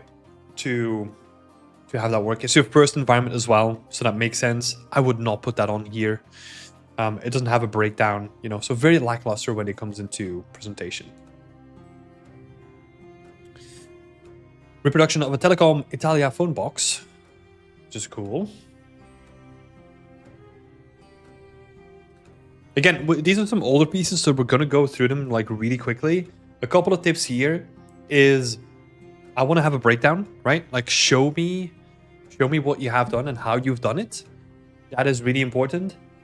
You also say Quixel Mixer. How did you use it, right? Like tell me something more about it. How was that used in production? Because that could be really interesting if you use that in a specific way. But yeah, it's those things to take extra attention to, right? It's the presentation. It's not only showing the pretty pictures like we said before, it is also then doing the presentation of this is how I made it, right? Let's see.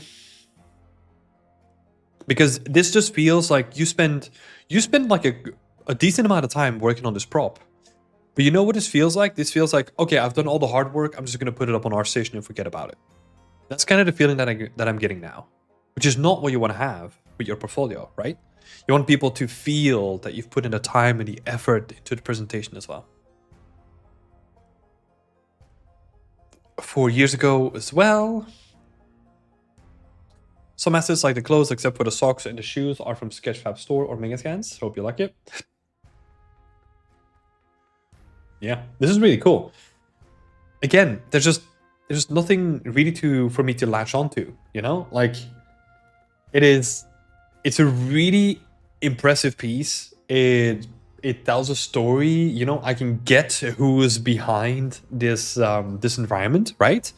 I really get a sense of the person who's lived here, which is good, but I want to see breakdowns. And some of these additional renders, like this one, doesn't really inspire as much, right? This one also not really, because you have like this really harsh like frontal light, but the interesting stuff is actually happening in the dark. So the composition just needs to be tweaked. For some of these renders, it might actually be interesting to just like rotate your light just a little bit for getting those specific compositions, right? Maya, oh no, Unreal. Interesting. Why is the shadow so grainy? Oh, I know there's a bite to test lumen. Oh, okay. That might be why. Well, that is like a big issue by itself, but yeah, so you can see like we're blasting through this stuff like really quickly because it's just pretty pictures, right? You're not showing me anything that shows me that you can do game art. So let's go to some more recent stuff, right? Let's see how that changed in more recent stuff. The goal was to build a detailed and realistic scene that tells a story of a repair in progress. Okay, cool. And first of all, this looks like really, really nice, right? Like really nicely built. You have like all the different elements here, which look like really cool composition. I think what I would love to have seen still is a bit more of a focal point, because if we were to look at the values of this, if I'm just gonna quickly like open Affinity, let's have a look. But it feels like we're not really focusing on a single perspective, and that's why sometimes having those like old desk lights or something like that to focus the attention to like a certain area can really help. You know, so if we take this guy and we just put that in here, and then let's say we do something where, oh, actually, let me just go in with,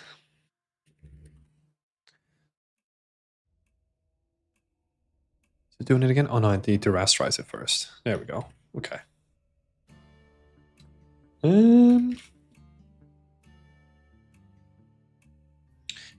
Right, and we just like increase the contrast between the midsection and the outer areas a little bit more.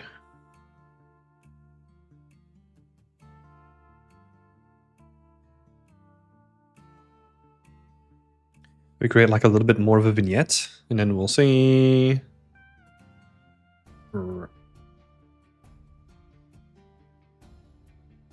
I do have to be careful that like now the values are clipping, right? So I don't want to be doing that too much. It's not the best showcase, but you can kind of see that that's what I mean, right? Like a little vignette around the sides, like a little bit more focus on the center. That's the sort of stuff that I kind of want to see for this. Because it feels just like too generic. Like maybe a better showcase is just to turn this into like black and white.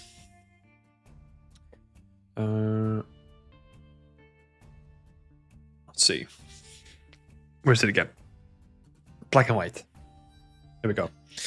And you can kind of see from like a distance that the stuff that you want to showcase is not really highlighted in like a certain way. So I'm distracted by the piece of paper, the boxes, but there's no real values that are pulling me into the center. Just as a quick one. So that can be like a really important thing for your composition, right? You as an environment artist are responsible for guiding me through your work, right? She's saying the focus is on the paper rather than the prop. Yep, 100%.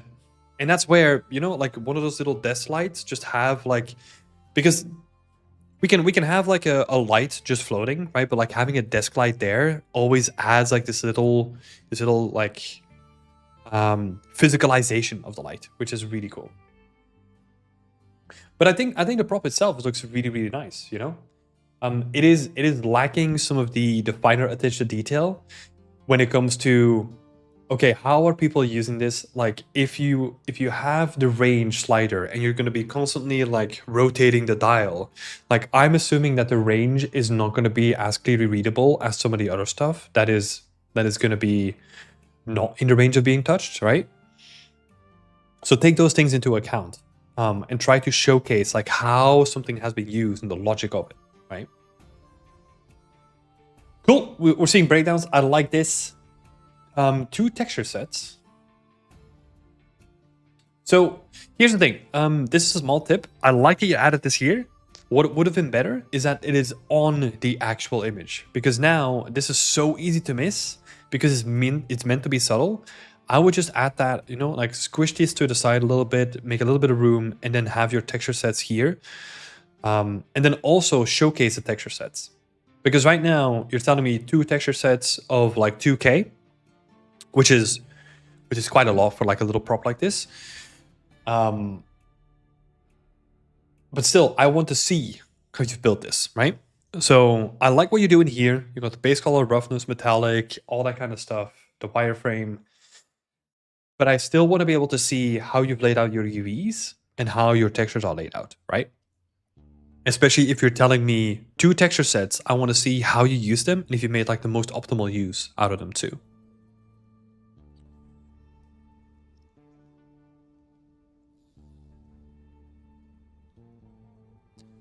Why 2 texture sets for such a small prop? That's a good question. But that's a question that we can't answer when we don't see the texture sets, right? Because sometimes what happens is that, for example, I don't know, like I would still struggle with trying to come up with like a decent example of having 2 texture sets on such a small prop. But there might be a use case. Let's imagine that we're doing like a detective game, right? And you, or I don't know, maybe like a soldering game or something like that, where you have to disassemble this and you have to like look at all the intricate like details yourself. That might constitute having 2 texture sets, right? But it depends on how they're used.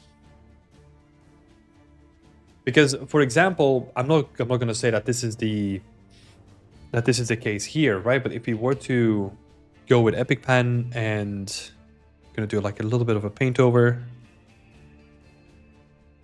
Where's my pen? There it is. So let's say this is your texture set number 1, texture set number 2, and then, I don't know, you've used this amount for your first texture set, and then let's say this amount for your second texture set, right? Like, this is what's being used. At that point, I can be like, but now we can smash them together, right? Because there's still enough space in between the two to kind of couple them together and maybe do a little bit of a sacrifice when it comes to textile density. But we can't see that when we don't have the texture sets in front of us. Also, that might be another interesting thing. I know that I've not really mentioned this before, and that might actually be interesting to add, is your textile density resolution, right? That might be interesting to work out too.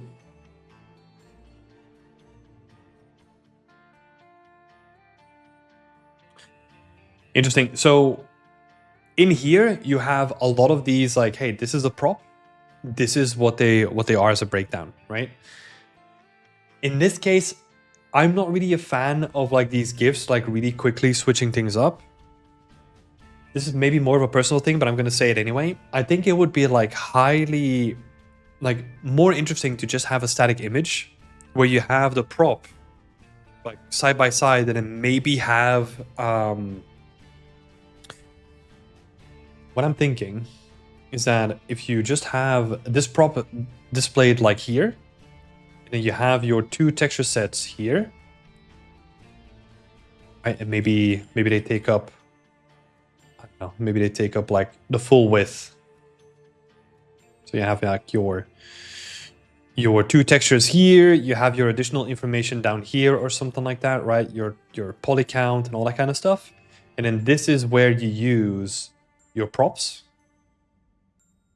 And then do a GIF, because now we are condensing all the information into like one GIF, have it maybe slightly slower so that I can actually look at the stuff that's happening.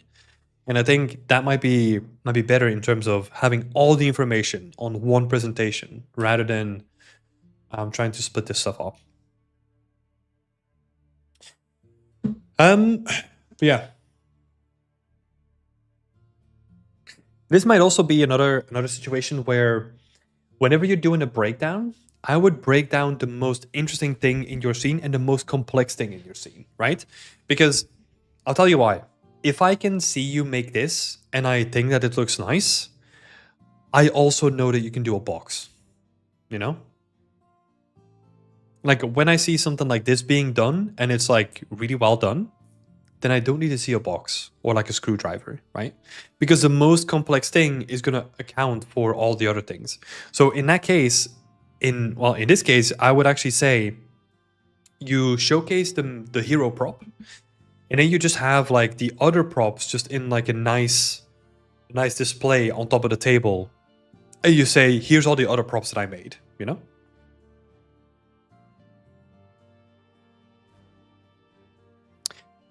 Or maybe have at least a meter showcased alongside the box. Potentially, I think you could definitely do the thing where like, here's my hero prop, and then here's my additional props, right? Because technically, if you're talking about like this render here, I don't think this needs like any additional storytelling necessarily, because this is already a breakdown, right? Because the box is here. So this is like where story matters, and this is where you have all the storytelling goes into the main image, right? And then you do a breakdown, and then you separate them all out. Yeah, but I would definitely work on. Also, you meant the one with only the boxes. No, I don't think so, because then we're just adding the meter for no reason to it, right? I just don't think like showcasing like a breakdown of like a square box is that interesting necessarily. Especially, so this is especially when you have a way more complex hero prop already done in the scene, right? Like it's because we have the meter that is like fully broken down already that this becomes less impressive, because it is just a box. It needs to be there and it needs to be built beautifully. But when we're looking at a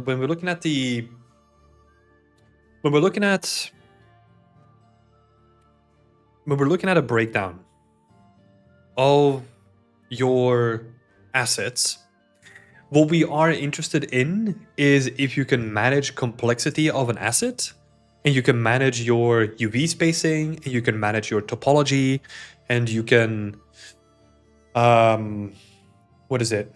So the complexity, topology, yeah, the texturing, the UVs, like all those like core components from an asset. That's what I want to see when you break down an asset, right? But if I can see that you've done all the correct things on an asset like this, and then you show me a box, the box doesn't really add like any additional value, right? If for example, this was a different category altogether, for example, hard surface versus a glass material, or versus like a piece of foliage or something like that, those things come with like different ways of optimization or laying out your textures, right? So that then adds additional value to it, because they show something different compared to the hero asset. Yeah, cool. But this is great though. Like overall, this is great. I know that we talked about like the value, like the value of the colors and the intensity of the light. I would still try to do a balance pass and make it more focused on the main subject. I do like the tree shadows as well. I think that's a good way to elevate your presentations already. But I think still making the scene like a tiny bit more contrasty and have a bit more focus in the center, that's going to go a long way. Because also what might be another thing is that the scene feels pretty... It can use some contrast in terms of like surface materials as well. And this is sometimes what I gravitate towards too, where if you have a lot of dull surface materials, sometimes it helps to exaggerate like the shiny ones, like your plastics or your ceramics or your metals, right? And make them stand out more so that there's more contrast in different surface types in the scene. Because for example, it could be really interesting to have, you know, this plastic be like a little bit more shiny and then have like spaces where it is like really dull, so that not the whole, if we go down here and if we look at the base color and the roughness, there's not a lot of contrast in the roughness itself, because a lot of it feels like pretty generic. But what you would expect is I'm holding this thing and I'm rotating the dial constantly. So that's where a lot of wear and tear is going to be, and the rest of the object is going to be less of that, right? So it's interesting that you can use contrast, as in like the contrast of values, both on your scene and also on your asset as well. But yeah, I would again, for the presentation, I would have those two texture sets, your UVs and those textures laid out to the side so that I can see immediately like how they look. Yeah. Here's some good additional breakdowns. Let me see.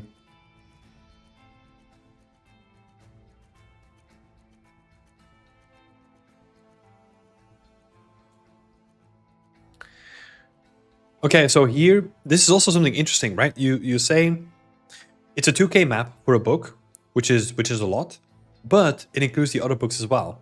Make that visual, right? Make that visual. I want to see the other books as well, and how did you lay them out, and how were you smart with your UVs, right? That's kind of the stuff that I want to see too.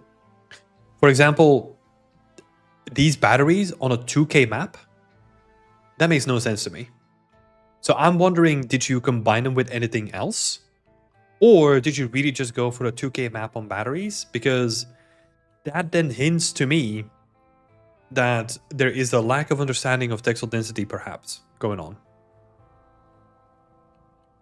Right? So that's the sort of stuff that I'm wondering right now. I'm just thinking out loud. And that is the stuff that you need to showcase to me to dispel like any beliefs that I might have, right? Let's go into the next project. Cousin Slanish is saying, need to keep in mind that even if you've done an excellent model, but not clearly showing the textures and wireframes, recruiters will start thinking you're trying to hide something. Yeah. Yeah, I mean, maybe not even trying to hide something, but if the information is not there, then we can't judge it based on that information, right?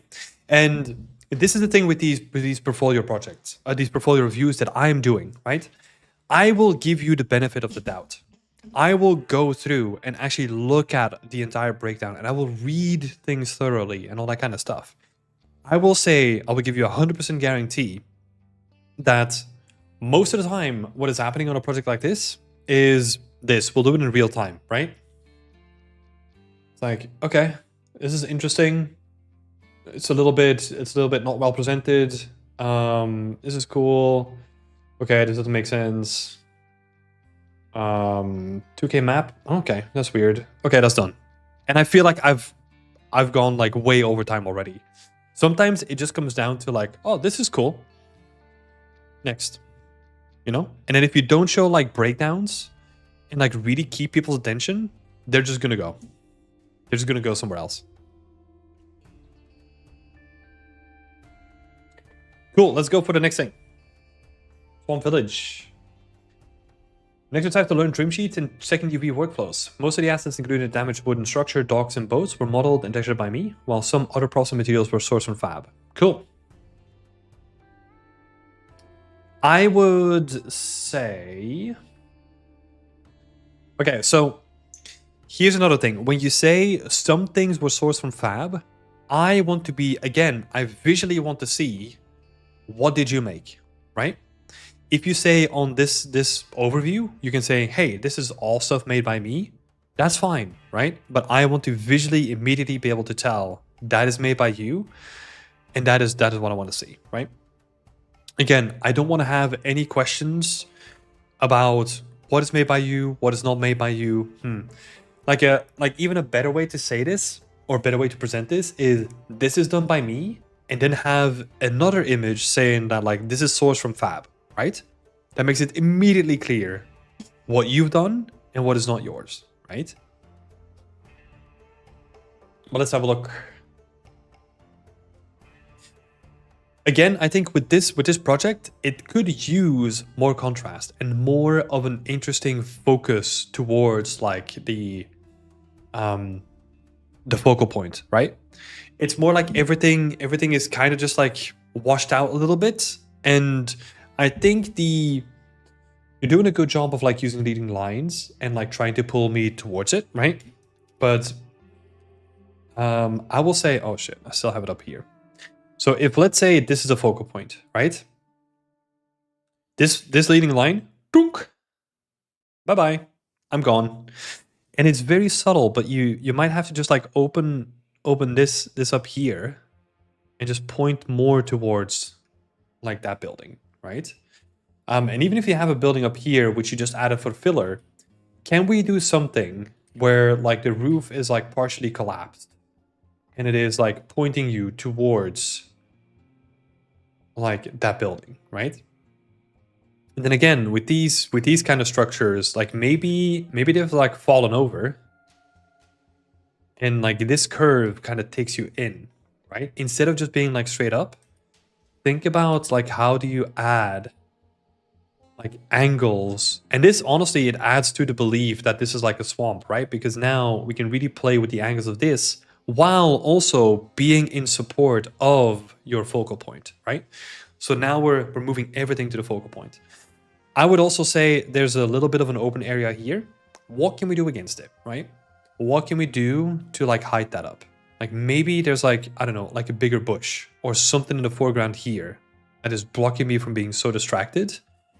Maybe it's another tree, right? Like maybe it's another tree that is just like sticking up here and goes into the canopy. So that we're blocking this stuff up a little bit more. Maybe that's too much, but you get what I mean, right? Like being really specific with how you move your composition to this area. Slate is saying, I have a question. Can I use a fake light to highlight an area like the road to show off the beauty of a material or not? It's a good question. You can use that if you balance it with other elements in mind. If you have something like this, like there's probably like a little bit of a light going on here to just like reveal a little bit of the area. That makes sense if the main focus is still on the back of it, right? When you are trying to just do a showcase of the road itself, leave that for the breakdown, right? Have a little bit of a section of the road there, break it down, show off all the nice materials that you've done in that way. But never sacrifice the scene for a single material or an asset or something like that. It's not worth it. We want to keep the big picture when it comes to this stuff. Cool. So you have your presentation here with all your assets, which are looking good. My immediate thought is I want to see only a building, because this is too far away. It's hard for me to really have like a close-up look of the building itself, right? So have only one building and showcase that to me and like really go up close to it, right? Have a quarter of a building or something like that that shows off like all the interesting stuff that you've done. Because you have your trim sheet, you have your RGBA mask and all that kind of stuff, but it's really hard to tell what it's actually the individual layers are contributing because we're so far away from it. A trim sheet, pretty basic presentation, right? I would showcase this off in context as well. So have your UVs and your textures to one side and then showcase like a section of your trim sheet being used on a building so that I can immediately tell, oh, okay, this is used here, this is used there. Maybe even showcase at different layers, right? Because you have some interesting layers going on here with like the decals that you've added on top of it, but I can't see them. Like, I don't know where they're used because I just don't get the opportunity to actually have a look at them, right? And this is the thing, like you're doing some beautiful work, but you're not showcasing it off in all its glory, right? I want to see all the intricacies when it comes to the materials that you've made and how you're using them. But it's very hard for me to see how you've used your more interesting sections of your trim sheet, for example. I would also advise you to look at some other people examples how they show off trim sheets, right? This would actually be interesting for me to have a look at, to have like a couple of examples for myself. But yeah, I think overall it's pretty good. I would still expect to see more deformation. And what I mean by that is I want to see you break down the house and make the silhouette like really interesting. Because for example, if we zoom into like one of these pieces, right? This building, it's still very basic. I know that we talked about this during Whip Wednesday, and I think you've done a good job of breaking this down. But even on something like this, right? I'm expecting this to be crooked, this to be falling in, and then this part of the roof is like, I don't know, slightly more collapsed. Let's see. This part is slightly more collapsed, and then maybe it's held together here, and then maybe this section is like missing a bit. Like I want to see you do more with the silhouette, because based on the silhouette, these are still just like basic houses, right? Internally, you've done a really good job of adding additional detail, right? I think this adds a lot, but the silhouette of the building, which is on any asset, is the most important thing. It just doesn't speak for itself, right? Like if we were to fill this with a color, and I would look at that building, I didn't know that it was a broken building. And that's what you want to do with the silhouettes, right? You want to convey what it is from a distance. Right. That was more artistic feedback anyway. Let's see. So in terms of presentation, I think it's nice, right? This presentation itself is actually pretty clean, pretty well done. So the cops go by quickly. Freaking noise. Is it Hun Showdown inspired? It definitely feels like it. It definitely feels like it. But yeah, I would expect more contrast. I would expect to see more in-depth breakdowns than we're seeing here, because this feels like very surface level still. And that's, yeah, you have to take your time to do that, right? So let's do a summary here. So hireability. Hireability comes down to your CV, how easy you are to contact, your tagline, and how you align yourself with the tagline, right? This is where we talked about you calling yourself a 3D artist, environment/prop artist. I would cut this down and just call yourself environment/prop art. And I think that's actually like pretty well reflected.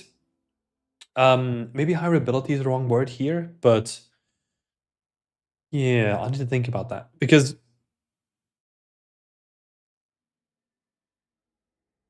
yeah. Yeah, because it's also the work on display yourself, right? So let's do the other topics first. I think the presentation is decent, but it's honestly nothing to be like really wowed by, right? It's not really grabbing my attention. Even if I look at this like on the front page of ArtStation, for example, this is not necessarily going to pull my attention, because the paper is actually the thing that's going to be the brightest in the scene. And that means that the composition and the lighting is actually reinforcing something that should not be reinforced, right? Same thing here. It's very dark. It's very, it lacks just this, it lacks this immediate connection with me, right? Like I want to be pulled into a scene, but this is not doing it. So let's see, in terms of presentation, I think it can definitely be boosted a lot by doing a lot more work on both the thumbnails, how contrasted they are, showcasing only your most relevant and best artwork you can create that I said on presentation as well. You still have a bunch of old work here, especially this one. This is so outdated to what you have on your portfolio now, in a good way, right? It shows progress, and this is way better than this. But that means that there's a time and place to cut down old work, and this might be it. Because your portfolio would be way stronger if, honestly, if this especially, oh my god, that's a thick boy. If this especially wasn't on here, maybe this one, because it's missing a lot of context, but this one, and this one, we can definitely keep. And your portfolio would be stronger for it, right? Because the main question, and this is the reason why we tell you to cut down your portfolio. If I see something like this, and I click on it, and I look through it, the main question that's going through my mind is, do you think this is still good enough and relevant in today's game art world for you to be hireable based on this, right? That's the main question we ask. If the answer to that question is no, it doesn't need to be on your portfolio. That's the thing. Cool. Let's continue. So yeah, presentation, showcase only the most relevant work, and then the amount of images in your work is focused and concise. I think honestly, I want to see more, but I want to see more breakdowns, right? So techniques is going to be really low on this one, because there's nothing for me to really look at, right? I think the prop was the most interesting one, because you did some sort of breakdown, but a lot of it was it felt like it was pretty hastily done. And there was just there's no sense of, okay, let me think about how people are gonna try to consume this data and how can I present this data in the best way, right? So yeah, that is gonna be pretty low. You have some stuff in here, right? Which is your wireframe, base color, roughness, and all that kind of stuff. This is somewhat helpful, but I want to see it presented better. But this stuff, it just feels like, well, this is what people show, right? And this is going into an okay direction, but it's like I can't really see the details of it, or I can't see the hard work that you put into it, right? So let's maybe increase this a little bit to a 3. I think your artistry itself, I think it's actually pretty good. You know, like artistic wise, this is going to a nice direction, even though we said like the contrast and the lighting and all that kind of stuff can be boosted. But I like what is going on here. I like the setup. I like that it's trying to tell a story. Sure, there's some additional details that we talked about with the composition and the way that you structure your assets and stuff. But this is going into the right direction, right? Next time, what I want to see is more story, right? I want you to tell me a story of who's living in this cabin, right? And it doesn't need to be generic. I want to see who's behind it, right? Like what kind of person lives here. Tell me that story. So artistry is actually pretty good. It is a pretty good. I think the prop here itself is also like pretty well done. So I might be tempted to actually go like a little bit higher because sure, there's a lot of work to be done on the textures, but I think they're quite decent. But yeah, they just need like a little bit of love, you know. But yeah, there's some good stuff happening here, you know. Even a small box, you try to make the most of it, you know, by having like the lid slightly open and stuff. So there's definitely some good stuff happening here. Let's go to higher ability. This is a weird one now, the way that I laid it out. Because technically you check most of the boxes, right? Well, you don't have a CV. But yeah. It's a question of would I if I was asking the question like would I hire you at the moment? No, because there's just too many questions for me to like fill in the blanks.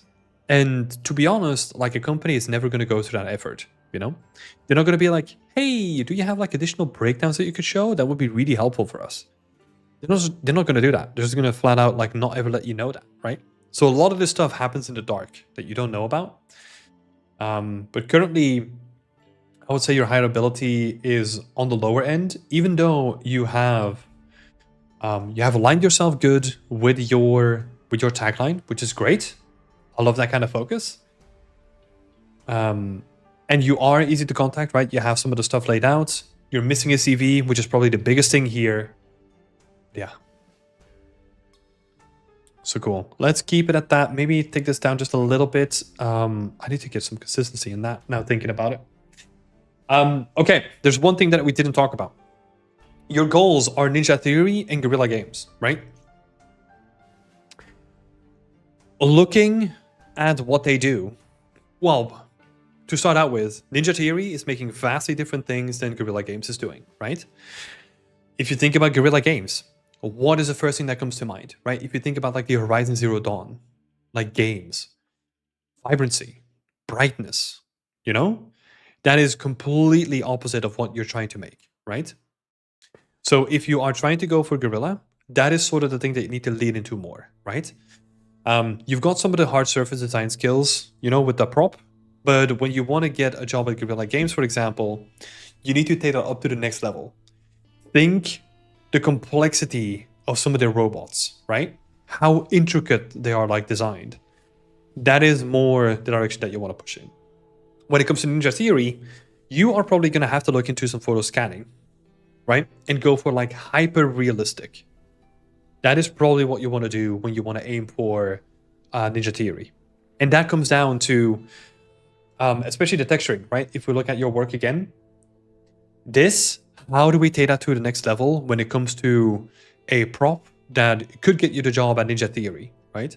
And that comes down to attention to detail, like all that fine detail that I spoke about when it comes to the logic, How do I use it? Like, where is the roughness going to affect how I use it and all that kind of stuff, right?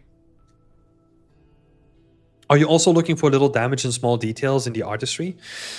Sorta, yeah. I think in the terms of the hierarchy, that is probably pretty low down the list. But even for example, this prop, right? It has a good base, but I want to see more specific damage. The thing where I can see you rotating this dial for the range, I want to be able to read that from the texture. And right now, nothing of that is coming through, right?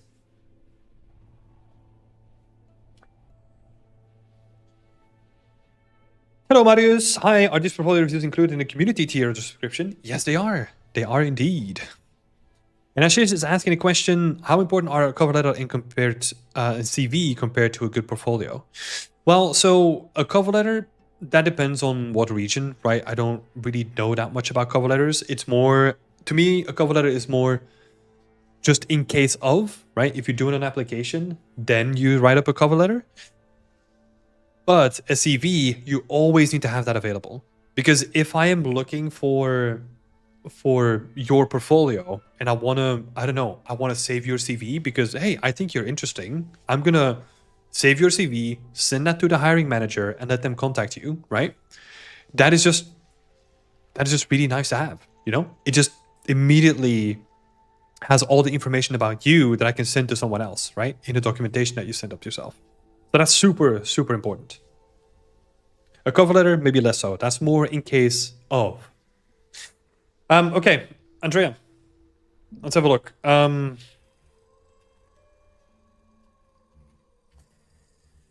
So artistic-wise, it's pretty good, right? Your whole portfolio. But keep in mind your goals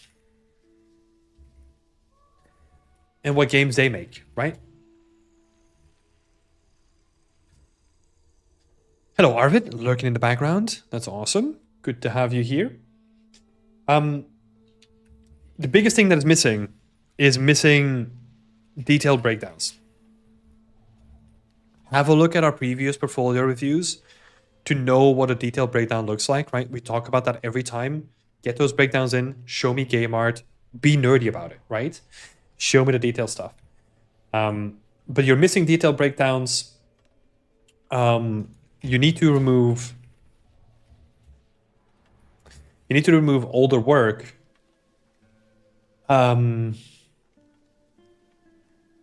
Yeah, and that's it in big lines, right? And I think the biggest one then is and work more on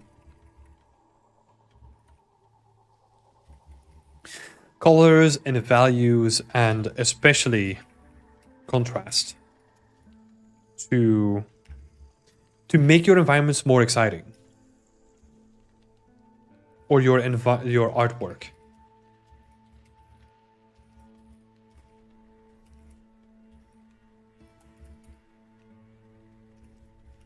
With a clearer focal point. So that's where we're going to be landing.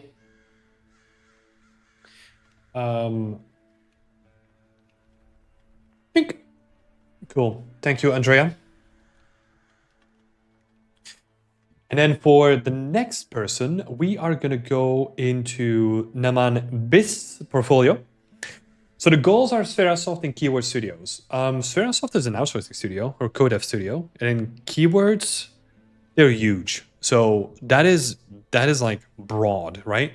But I'm assuming, based on where you are in Delhi, I'm assuming that this means that is most likely that you're going to end up in a outsource / co-development studio, right? Which has an effect on what we're going to be talking about today. So let's have a look. Before we do that, let's say, Harry, random question, but if it's like a personal project, you have a wall, let's say it's 1.2 meters or something, is it okay to just make it 1 meter for modular purposes? You can have a wall that is 1.2 meters and still have it modular. That is totally fine, right? Because sometimes what you want to have is you want to have a wall that is like 1 meter wide and then, I don't know, 1.2 meters tall or something like that, right? Just because you want to accentuate like the height of the building. So that can be totally fine.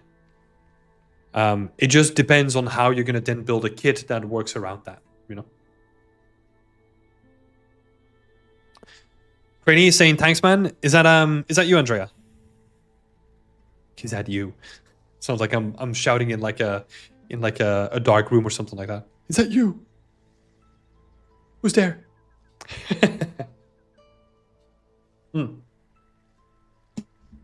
Okay, let's continue with Naman. So yeah, highly likely that it will be for like an outsourced studio, right? So you're saying 3D environment artist at a game studio. Oh, sorry, you're saying 3D environment and prop artist, right? Prop artist, I can agree. Environment artist, where? First question, right? Straight off the bat. There's no environment art on your portfolio at this point. So it's basically just prop art at this point. When you're doing that, that's totally fine. I would just remove the environment art from it, right? Because that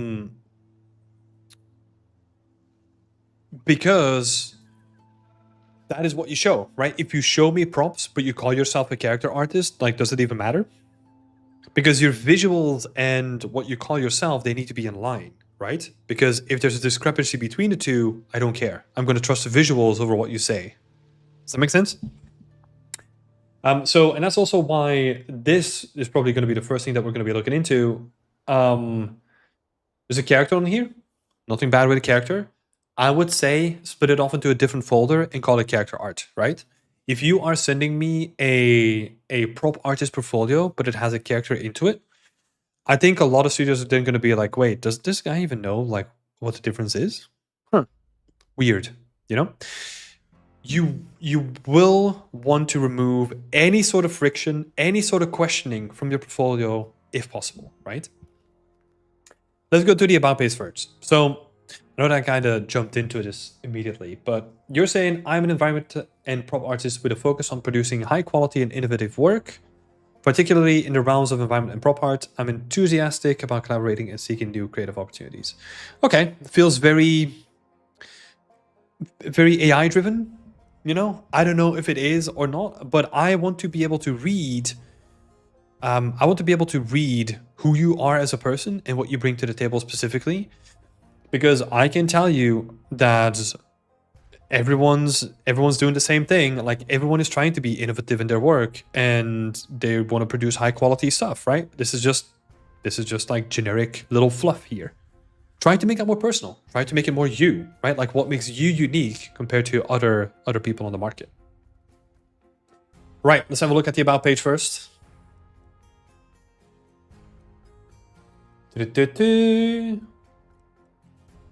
You have some experience here, which is good. 3D artist at the Ares Visual Studio, 3D artist at Punjab Studio, and 3D environment artist at Game Studio. What, Game Studio? Is that an actual thing? Because the only production that you have on here is Meta Legends, right? So is this just... I am dubious of these two already. But let's have a look at LinkedIn.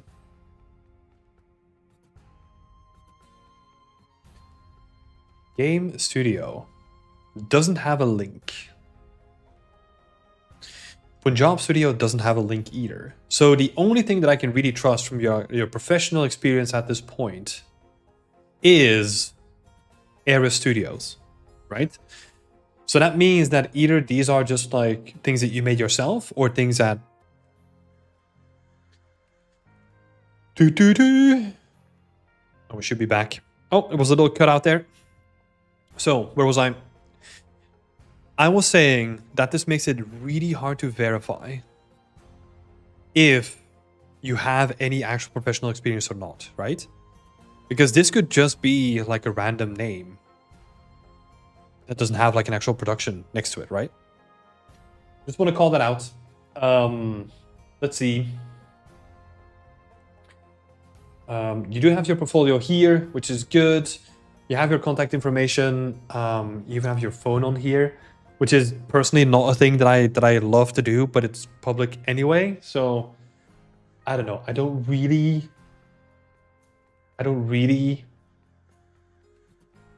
like that. Personally, that's not really what I like. Let's have a look.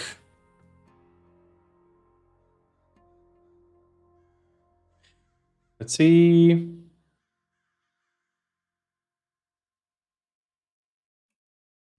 This is from 2024.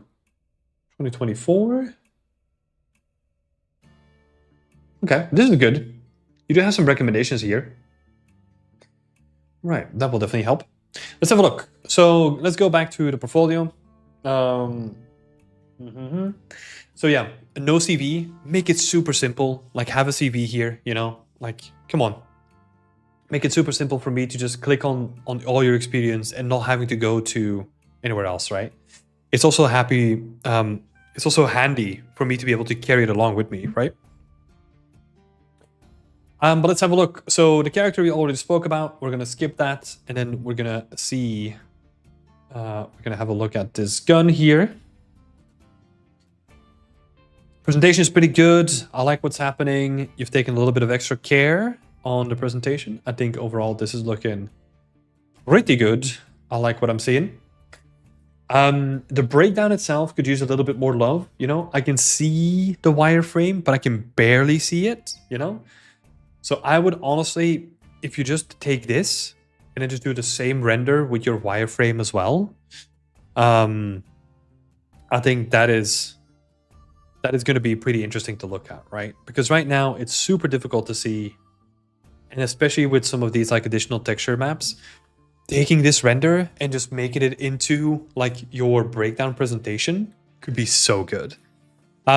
Lily is asking a question: can you add a CV on ArtStation without ArtStation Pro? That's a good question. I have no idea.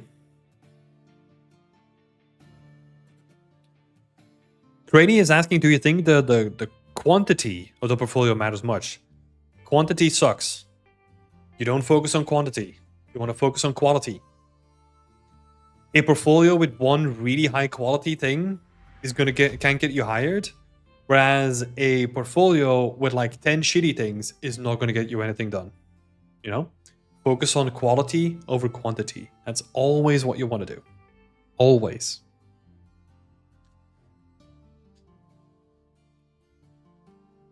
Yeah. Hey, look, Afo, welcome to the community. Lovely to have you. So yeah, but I think this is pretty good. I like what I'm seeing here. It is. I'm getting like a nice feel for like all the details, right? This looks pretty well done to me. What I do want to see again is storytelling, right? Like, is there anything else going with the gun apart from being like really pretty to look at? There is some like subtle storytelling here going on with the handle just being switching up and down, right? So yeah. Lydia saying, yeah, adding the CV is a pro feature. I think that's why some people who take part in a portfolio review don't have it added to their profile. That's a very interesting point. Thank you for bringing that up, Lily. I wasn't aware of that. We will need to make some adjustments in the future then. But that makes sense, right? Like, I mean, in that case, Naman's work here actually makes a lot of sense because this is pretty much a reflection of what would be on your portfolio anyway, right? And then you have your skills and your software here too. Okay, we'll keep that in mind in the future. Thank you for bringing that up, Lily. Appreciate that. Right, but this is interesting. It has some good storytelling. I like what I'm seeing here. The execution is well done. The renders are really well done as well. Even the clean renders, they look really nice. I get a really good feel for the different materials, right? Which is really what I want to see.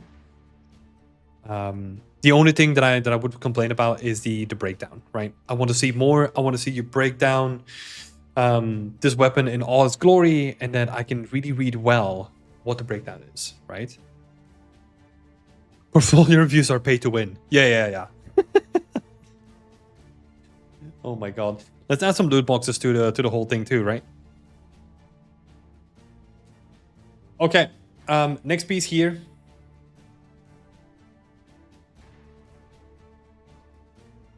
Okay, interesting presentation.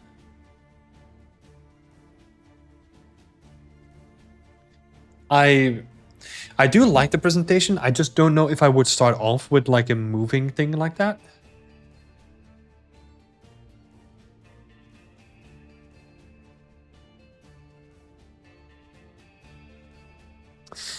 This is a shame. So I like what's going on here, right? You're being bold with your presentation, and I like what I'm seeing here because, you know, the fire range, you have like a guy in gloves, like rotating the whole thing, checking things out. Like, this makes a lot of sense to me story-wise, right? This makes a lot of sense to me as in, like, this is an actual thing that's been added to the weapon, and you're trying to tell me your story, which is really, really nice, right? So that's really cool. I like what that is doing. And I like the little flourishes, you know? Maybe not starting with this moving one, but having it as like additional flourishes could be really interesting. The thing that I'm missing is game art again, right? Game art. Show me wireframes. Show me the juicy stuff. Wait, I'm excited to present the speech represents my growth as an artist and passion for game art. I hope you enjoy it. In this project, I'm responsible for texturing, lighting, and presentation of the artwork. Okay. So, I mean, it is an interesting exercise, right? So you basically took this site and then just retextured it, right? Which is not bad as a texturing exercise. But I will say that if I see this, I would have loved to see you go through like the whole pipeline. Because yeah, that makes sense why there's no breakdowns, right? I will say straight up, this definitely diminishes the value to your portfolio, right? Because it only focuses on the texturing, right? It doesn't focus on the modeling, the baking, and all the other skills, right? And I think this can still this adds like a little bit of value to your portfolio still, but especially not as much as you would have done the whole thing yourself, right? And that's a bit of a shame. Gotta say, like a little bit of a disappointment when it comes to that. And also because it was not really, it felt like it was like a little bit hidden as well. But yeah. Texturing is top notch in my humble opinion. Yeah, I think the texturing is really well done. I think the texturing is really well done. But here's the thing with these kind of projects, right? Is it as well done as this? Because that is a question that we need to ask ourselves now, right? If the project is purely meant to showcase a texturing exercise, right? And this is the original project that we're balancing it towards, right? I get that it's like potentially an unfair comparison, but I think that's what a lot of people will make, right? Because it's still good. It's still good. I really like the texturing myself as well, and this is definitely what you will see in like a game development, right? But yeah, I'm still curious. I want to see you do more stuff that takes like the whole pipeline, right? Because now I'm curious. Was this?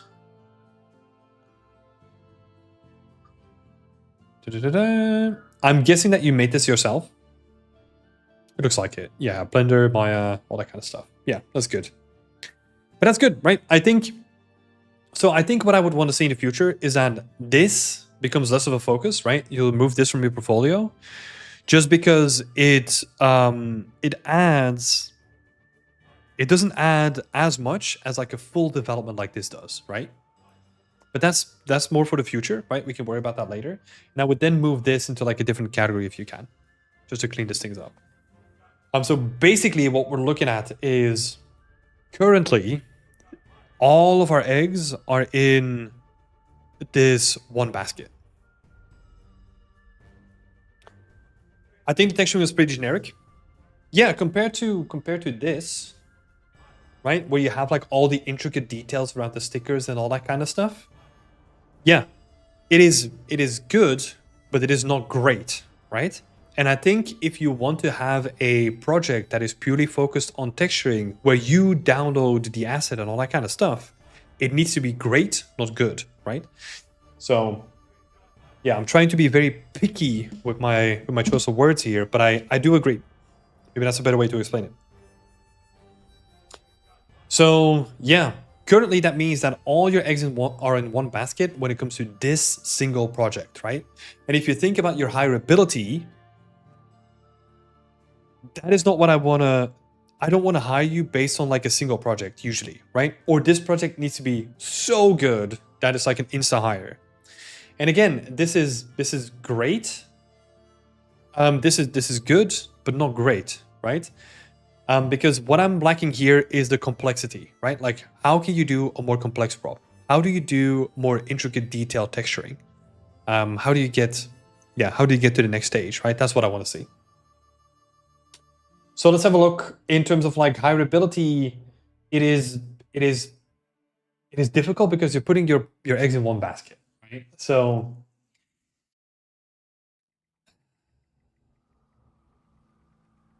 I'm gonna keep you at a 4. I think the presentation is really well done, though. I think presentation is really well done. But what you always need to keep in mind, and I'm gonna make this like pretty generic, right, or like pretty all-encompassing, is whenever you decide to do the easy stuff, that means that you have more competition, right? So if you just do the texturing exercise just because you want to exercise texturing, that is completely fine, right? And you're building up the skills, and I get it. However, if you then put that on your portfolio and you expect to get a job through that, that's not what's going to happen. Because someone else is also doing the full pipeline and also doing really good textures, right?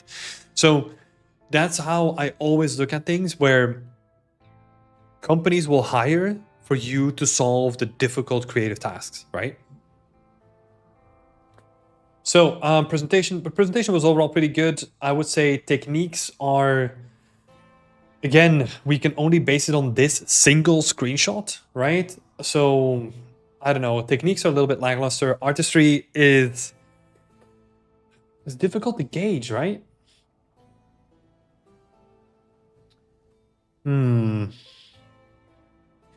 Because I think this is okay, but I want to see more. And especially because you call yourself like a 3D environment and prop artist, the only prop that we can really look at is this one pistol, and you don't have environment artists. It makes it really, really hard to judge what you want to bring to the table. And that's why you're scoring way lower than you would normally would, right? So it seems that we really need to bump up those skills into actually doing the hard stuff, like doing the full pipeline with all your projects, and then really doubling down on the techniques and stuff, right? So yeah, we're gonna pull that all down. But overall, I can see the ambition, right? I can see the ambition and the drive, but there are no environments currently.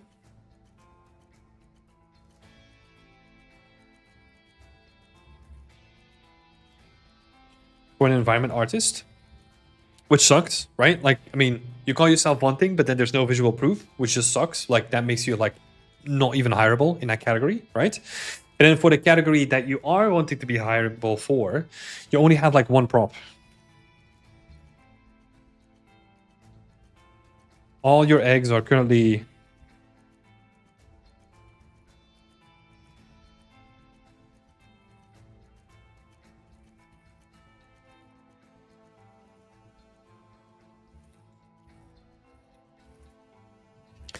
and I can see a lot of potential. I see that you have the artistic skill, the artistic eye, right?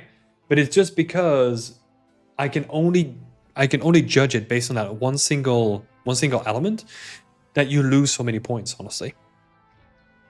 Like, if you do something that's like a little bit more complex and a little bit more story driven, yeah, that's where we go into like really interesting territory. So I would definitely focus on that, right? So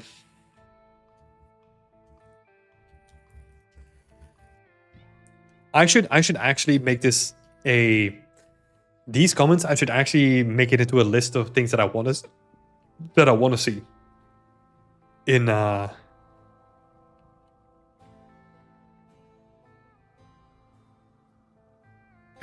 How many scores on average do you need to land a job in the industry?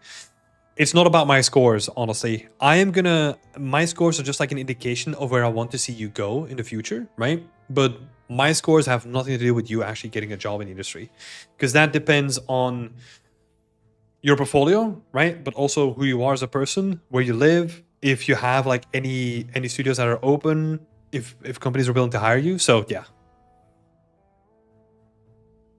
So it's more of a thing where we can keep track of people's scores over time, you know?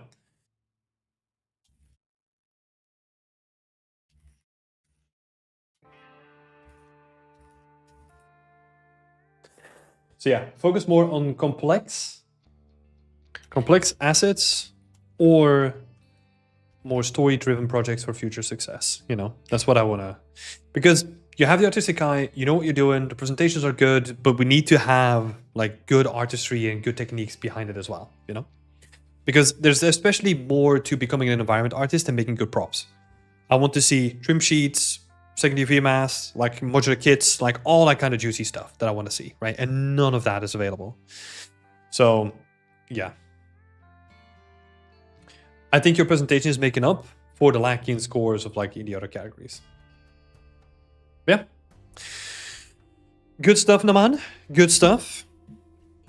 And thank you for submitting your portfolio. I forgot to link them actually. So here's the portfolio from Naman, and then here's the portfolio from Andrea as well. So feel free to go and check those out. Right. Let me do a couple more questions and have a chat, and then I need to pop out at like around 3. So yeah. I feel like I've seen the EO tech everywhere. Is this a tutorial? Might be. It might be.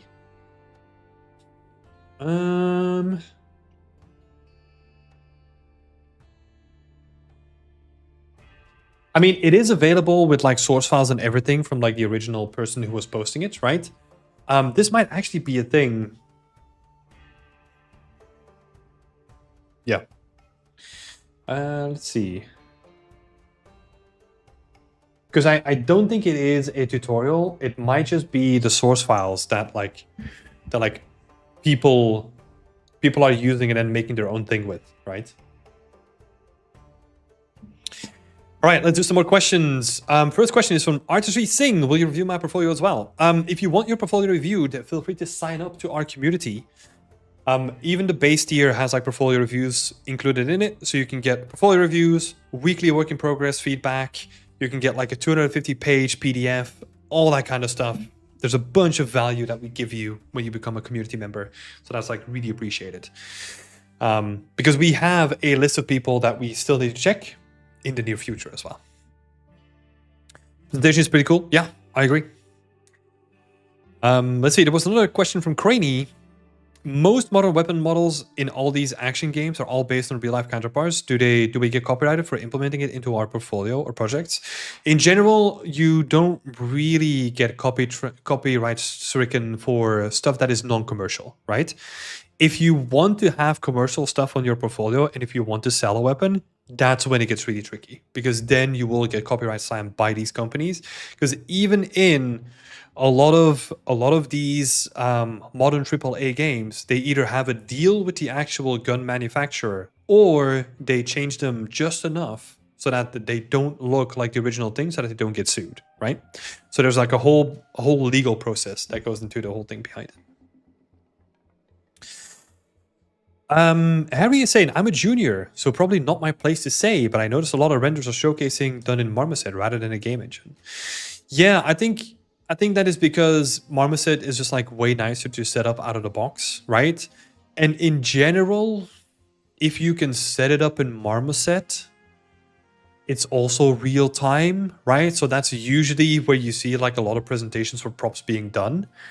But yeah, I think it still adds like a little bit of value if you actually present it in the game engine, like in an actual game engine like Unreal. But that means that you have to do more setup as well, right? So I don't think it's bad to have it presented in Marmoset. I think it's just slightly better to also do it in the game engine, because then you need to fiddle around with the render settings and have proper lighting and all that kind of stuff, where Marmoset is easier to do out of the box.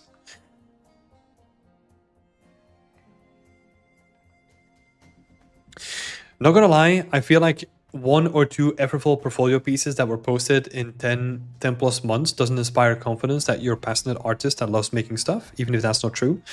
So that's an interesting point, right? Sometimes that can be the case, but you also have to be careful with what they are doing in real life, right? Because if you are, let's say in some cases you're working for a company 12 hours a day, and then you have to come home and do portfolio work.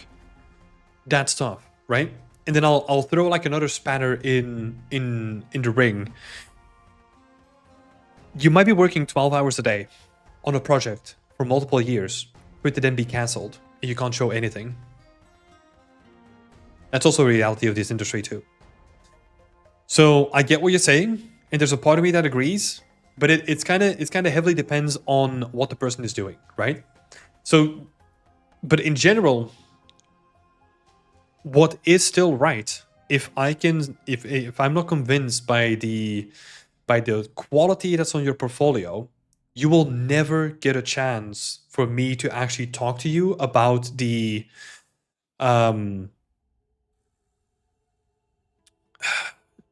circumstances that you live in, right? So there's still just the reality of like, yeah, if your portfolio is not good, even though you're trying to do your best to get it there, but it's just not visible yet, then it's not just there yet, right? Yeah. I wonder to what extent we do have to modify the a asset to avoid the copyright. That's a good question. It's not something that I'm privy with because I don't really work on that kind of stuff. Usually you will get, I'm assuming that if you do this in a professional environment, you will get a legal team to actually check it out if it's visually distinct enough.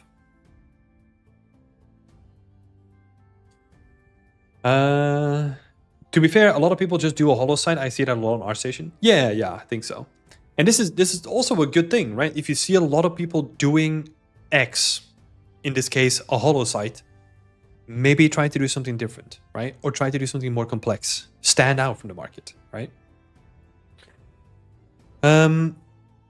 What should you include in your CV if you have no working experience and if you have no game art related education? Nothing. I think when it comes to working experience, you still want to put in your working experience, even though it's not relevant to game art, right? So any working experience can still count. But I would not fill it up with just like, hey, I'm going to add my personal portfolio projects as experience, because that doesn't count, you know? We all have to begin somewhere, right? And in the beginning, my CV was just multiple student jobs that I did over the summer, and then doing dishes in like a Chinese restaurant for like years over the weekend, right? That was my job experience. Because I think in the beginning, what you still want to show is that you're hungry and you want to work. And I think doing that also is a showcase of, hey, look, this person really wants to work. Even though he hasn't had his breakthrough into the games industry yet, if that is the case, just add what you can add, right? What is your view on specificity of skills versus generalist? How specialist is too much? There's a difference between AAA and indie. I worry my skills aren't broad enough.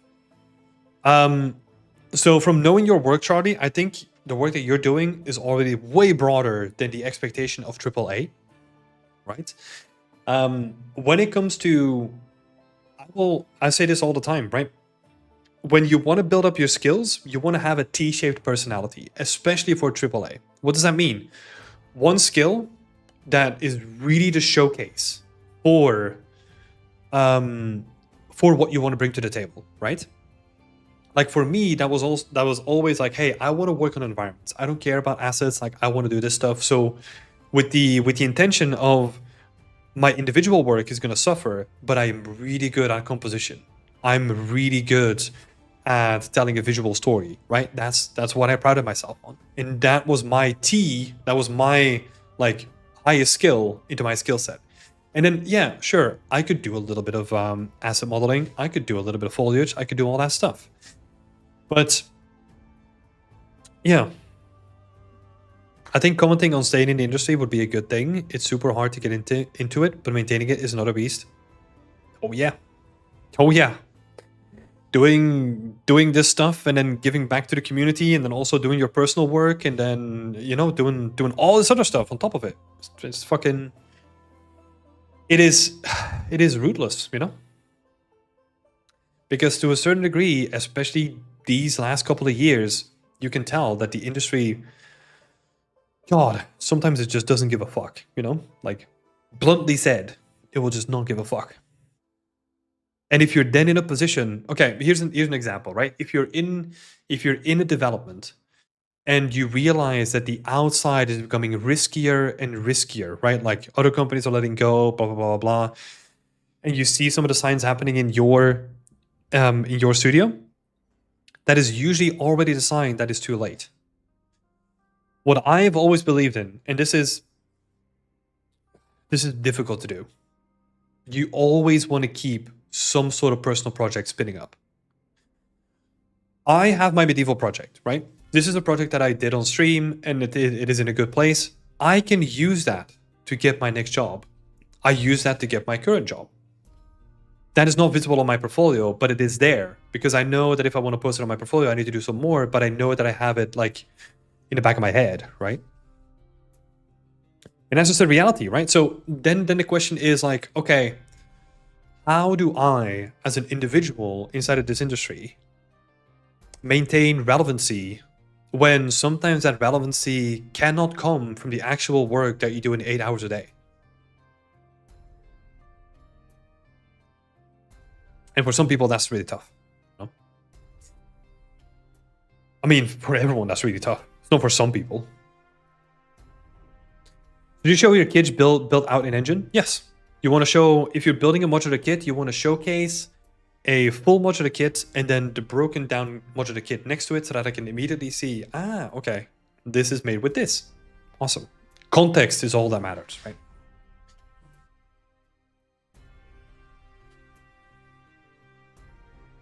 Freaking sun blinding me. How dare it? Let's see, some other questions. If the level is playable and there's actual FPS showcase in the engine viewport, is this a good idea? And to add it in the portfolio with the specs of your PC?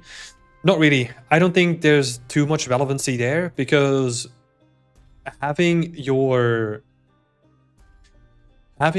specs run at like a certain frame rate or something like that is good for if you want to actually ship a game, for sure.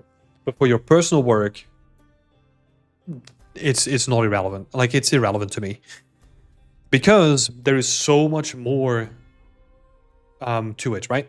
If you make like a really good modular kit and then you present that in your level, and then Lumen comes in and I don't know, you've dialed up your settings in Lumen and all that kind of stuff, and it just tanks your performance, that is not a reflection of what you can bring to the table as an environment artist, right? So I don't think that's the best way of doing it. Just try to focus on pretty pictures, storytelling, and yeah. Pretty pictures, storytelling, game art. That's what you want to do, right? Like, you just want to focus on, as an environment artist, what you can bring to the table.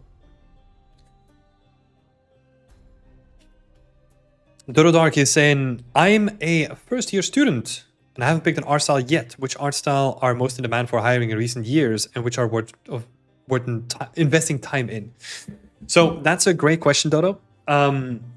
If you're a first-year student, I would continue experimenting. I would not pick an art style yet, and I would just follow the one that you like to do the most. I would focus on that because by the time that you are going to be graduating, there's going to be a whole bunch of different studios that have been pushing out different art styles. So it's really hard to try to, let's say art style wise, a lot of the industry is now focusing on realistic, right? Generic realistic stuff, let's say. If by the time that you graduate in 4 years, 3 to 4 years, most of the newer projects are actually more in like a semi-stylized realm, then you invested like 3 years of your time doing something that is no longer relevant, right? Whereas if you spend your time thinking about like what you gravitate towards the most, then a company is going to find you no matter what, if your stuff is really good.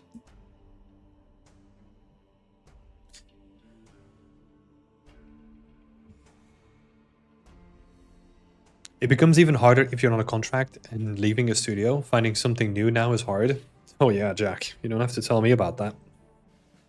I mean, I'm the lucky one in that equation, right? But there are certain studios out there that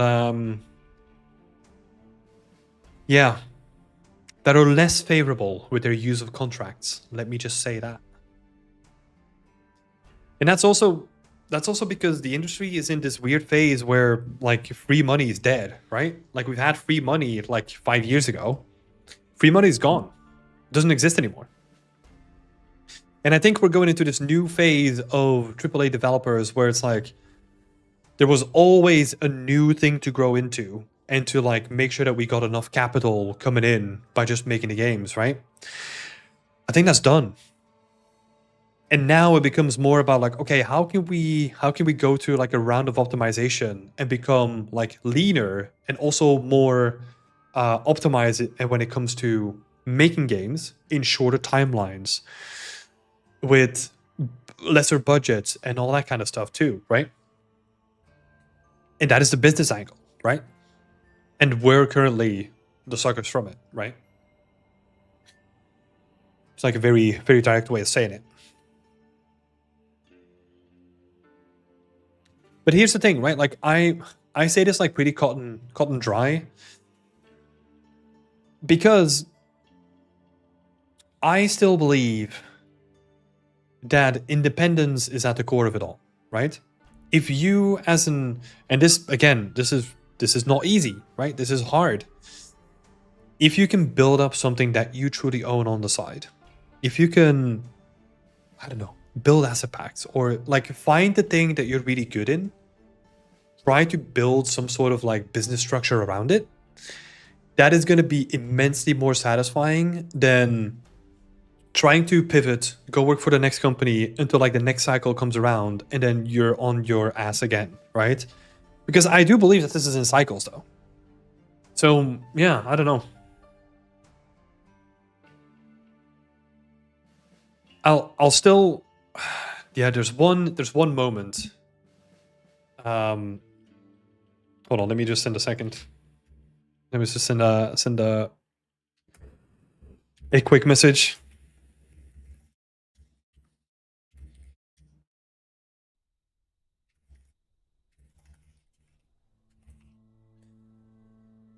Let's see. Live streaming yourself, making 3D assets, and growing a little community is a good choice if you have a good personality. It can be, yeah. It just depends. This is what I talked about before, right? If you want to optimize for just selling assets, it is probably best that you don't stream it, because then you're not distracting by like trying to entertain a bunch of people in like a chat, right? If that is a thing that like you align with, like I really enjoy having these chats. I really do. I love thinking through stuff as we're discussing things and coming up with like really interesting questions, right?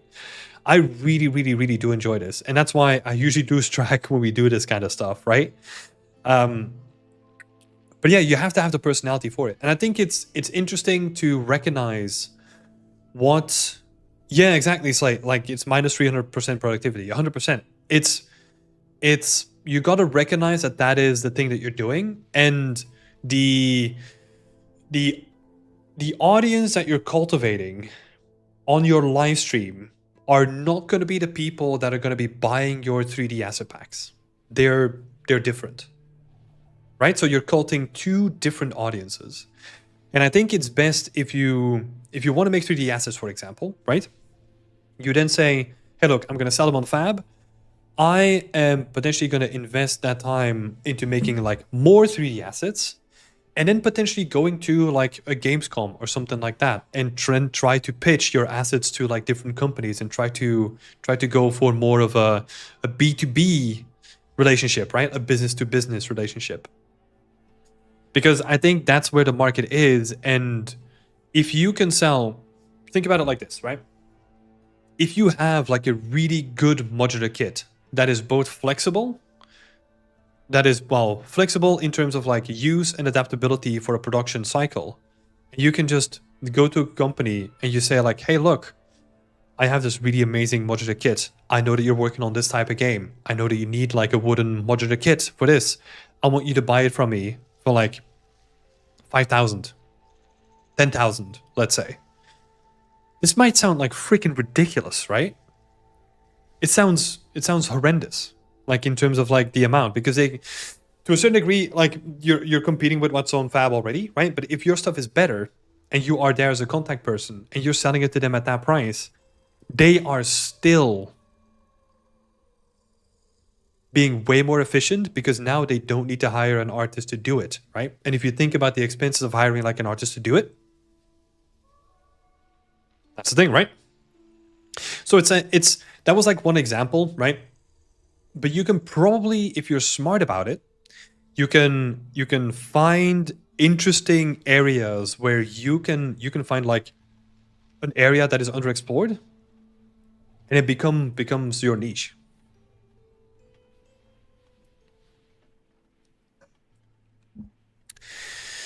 Shonkin is asking, having the same issue. My internship is coming up to an end soon, and I have nothing to show from it. So applying for a 3D environment artist role is going to be rough with an outdated portfolio. Yep. This is the thing, right? Like, when you get into games, a lot of people think that that is like not the end of the line, but like, that is like, yes, the big victory. But like Jack is saying, right? That's where phase 2 begins. It's like, how can I now build something up that is going to get me the next job?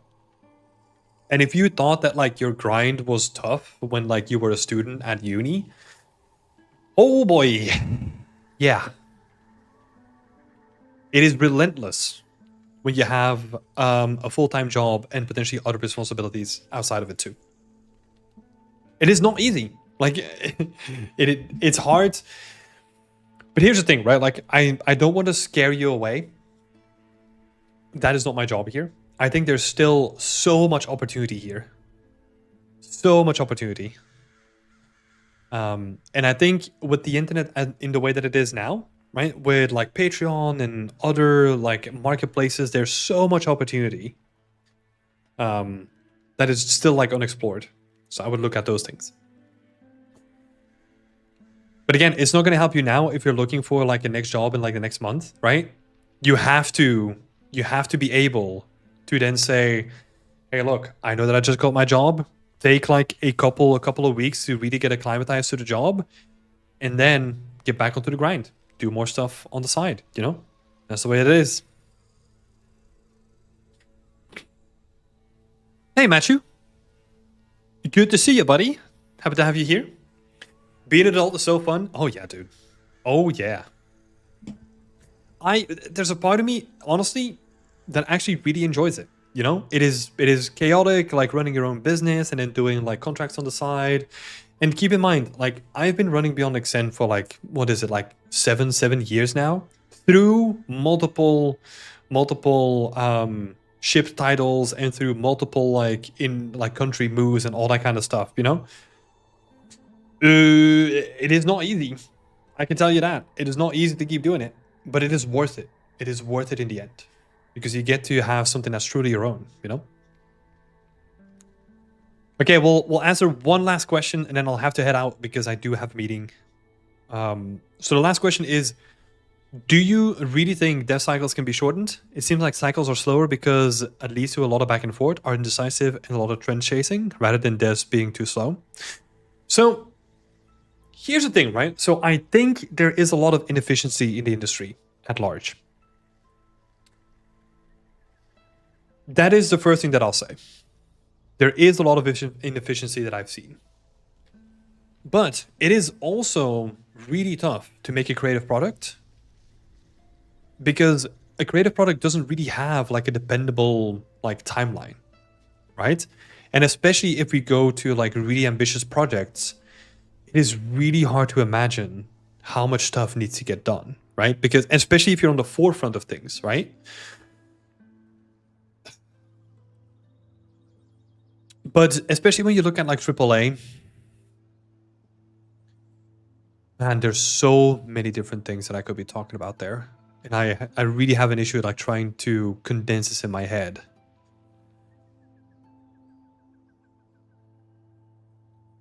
But there is overhead in bigger companies, right?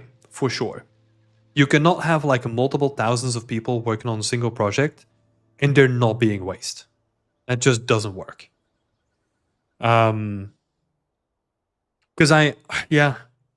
there's a lot that goes into it. But I think there's a lot of waste in general. I think we can even like further optimize it. I think we can also be smarter with the tools that we use. Think about what we said in the beginning, right? That a lot of game productions still use proprietary engines, which is interesting that you see the switch happening from internal engines to more available engines like Unreal Engine, right? The reason for that is, and I think Halo Studios or like 343 Industries or Studios said that before when they made the switch to Halo Studios, and we'll see how that needs to pan out. But they said that before they switched to Unreal, they were a tech and a games company, right? And now they switched to Unreal and they can be a games company, right? I don't think that's 100% true, but that means that they don't have to develop the tech as they're building a game on top of it, right? Because someone else is developing the tech now, which makes a lot of sense to me, which is a form of optimization. But that has its own drawbacks, right?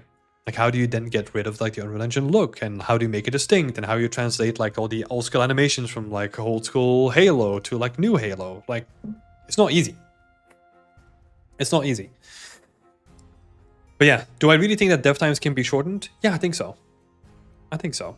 I think something like Embark is doing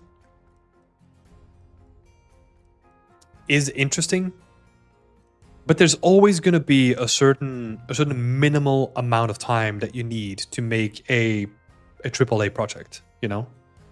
And I don't think that's going to go away. So we can definitely shorten it and we can be smarter, but there's always going to be like a lower barrier, you know? And that lower barrier is going to keep being pushed up just because the expectations of the industry. Yeah. Okay, last question. What's the furthest you would willing to move for a job? At this moment, dude, I am done moving. Like, maybe we will move in the future, right? But at this moment, God, especially with the last move, I don't think that was worth it. So, and this is not only about the company, right? It was also about like country politics, like income. It's so it affects your life in like so many different areas, right? But what's the first that I would move? I don't know. I'm getting to the point where I want to build stuff up in the place that I am now rather than go seek opportunities in other places. That's more the mindset that I'm slowly getting into. But we'll see how that goes. Anyway, I need to go now. I thank you all for being here. I really appreciate you spending your time with me. So it was lovely hanging out. I do need to go for a little mentorship now. But as a final reminder, if you want to join the community, feel free to do so. There's a link down in the chat where we hang out in the chat all the time. We do weekly work reviews. We do portfolio reviews, as you saw in this stream, and we do so much more. So come and hang out. It's fun. It's a good time. So yeah, I'll see you there and see you next week.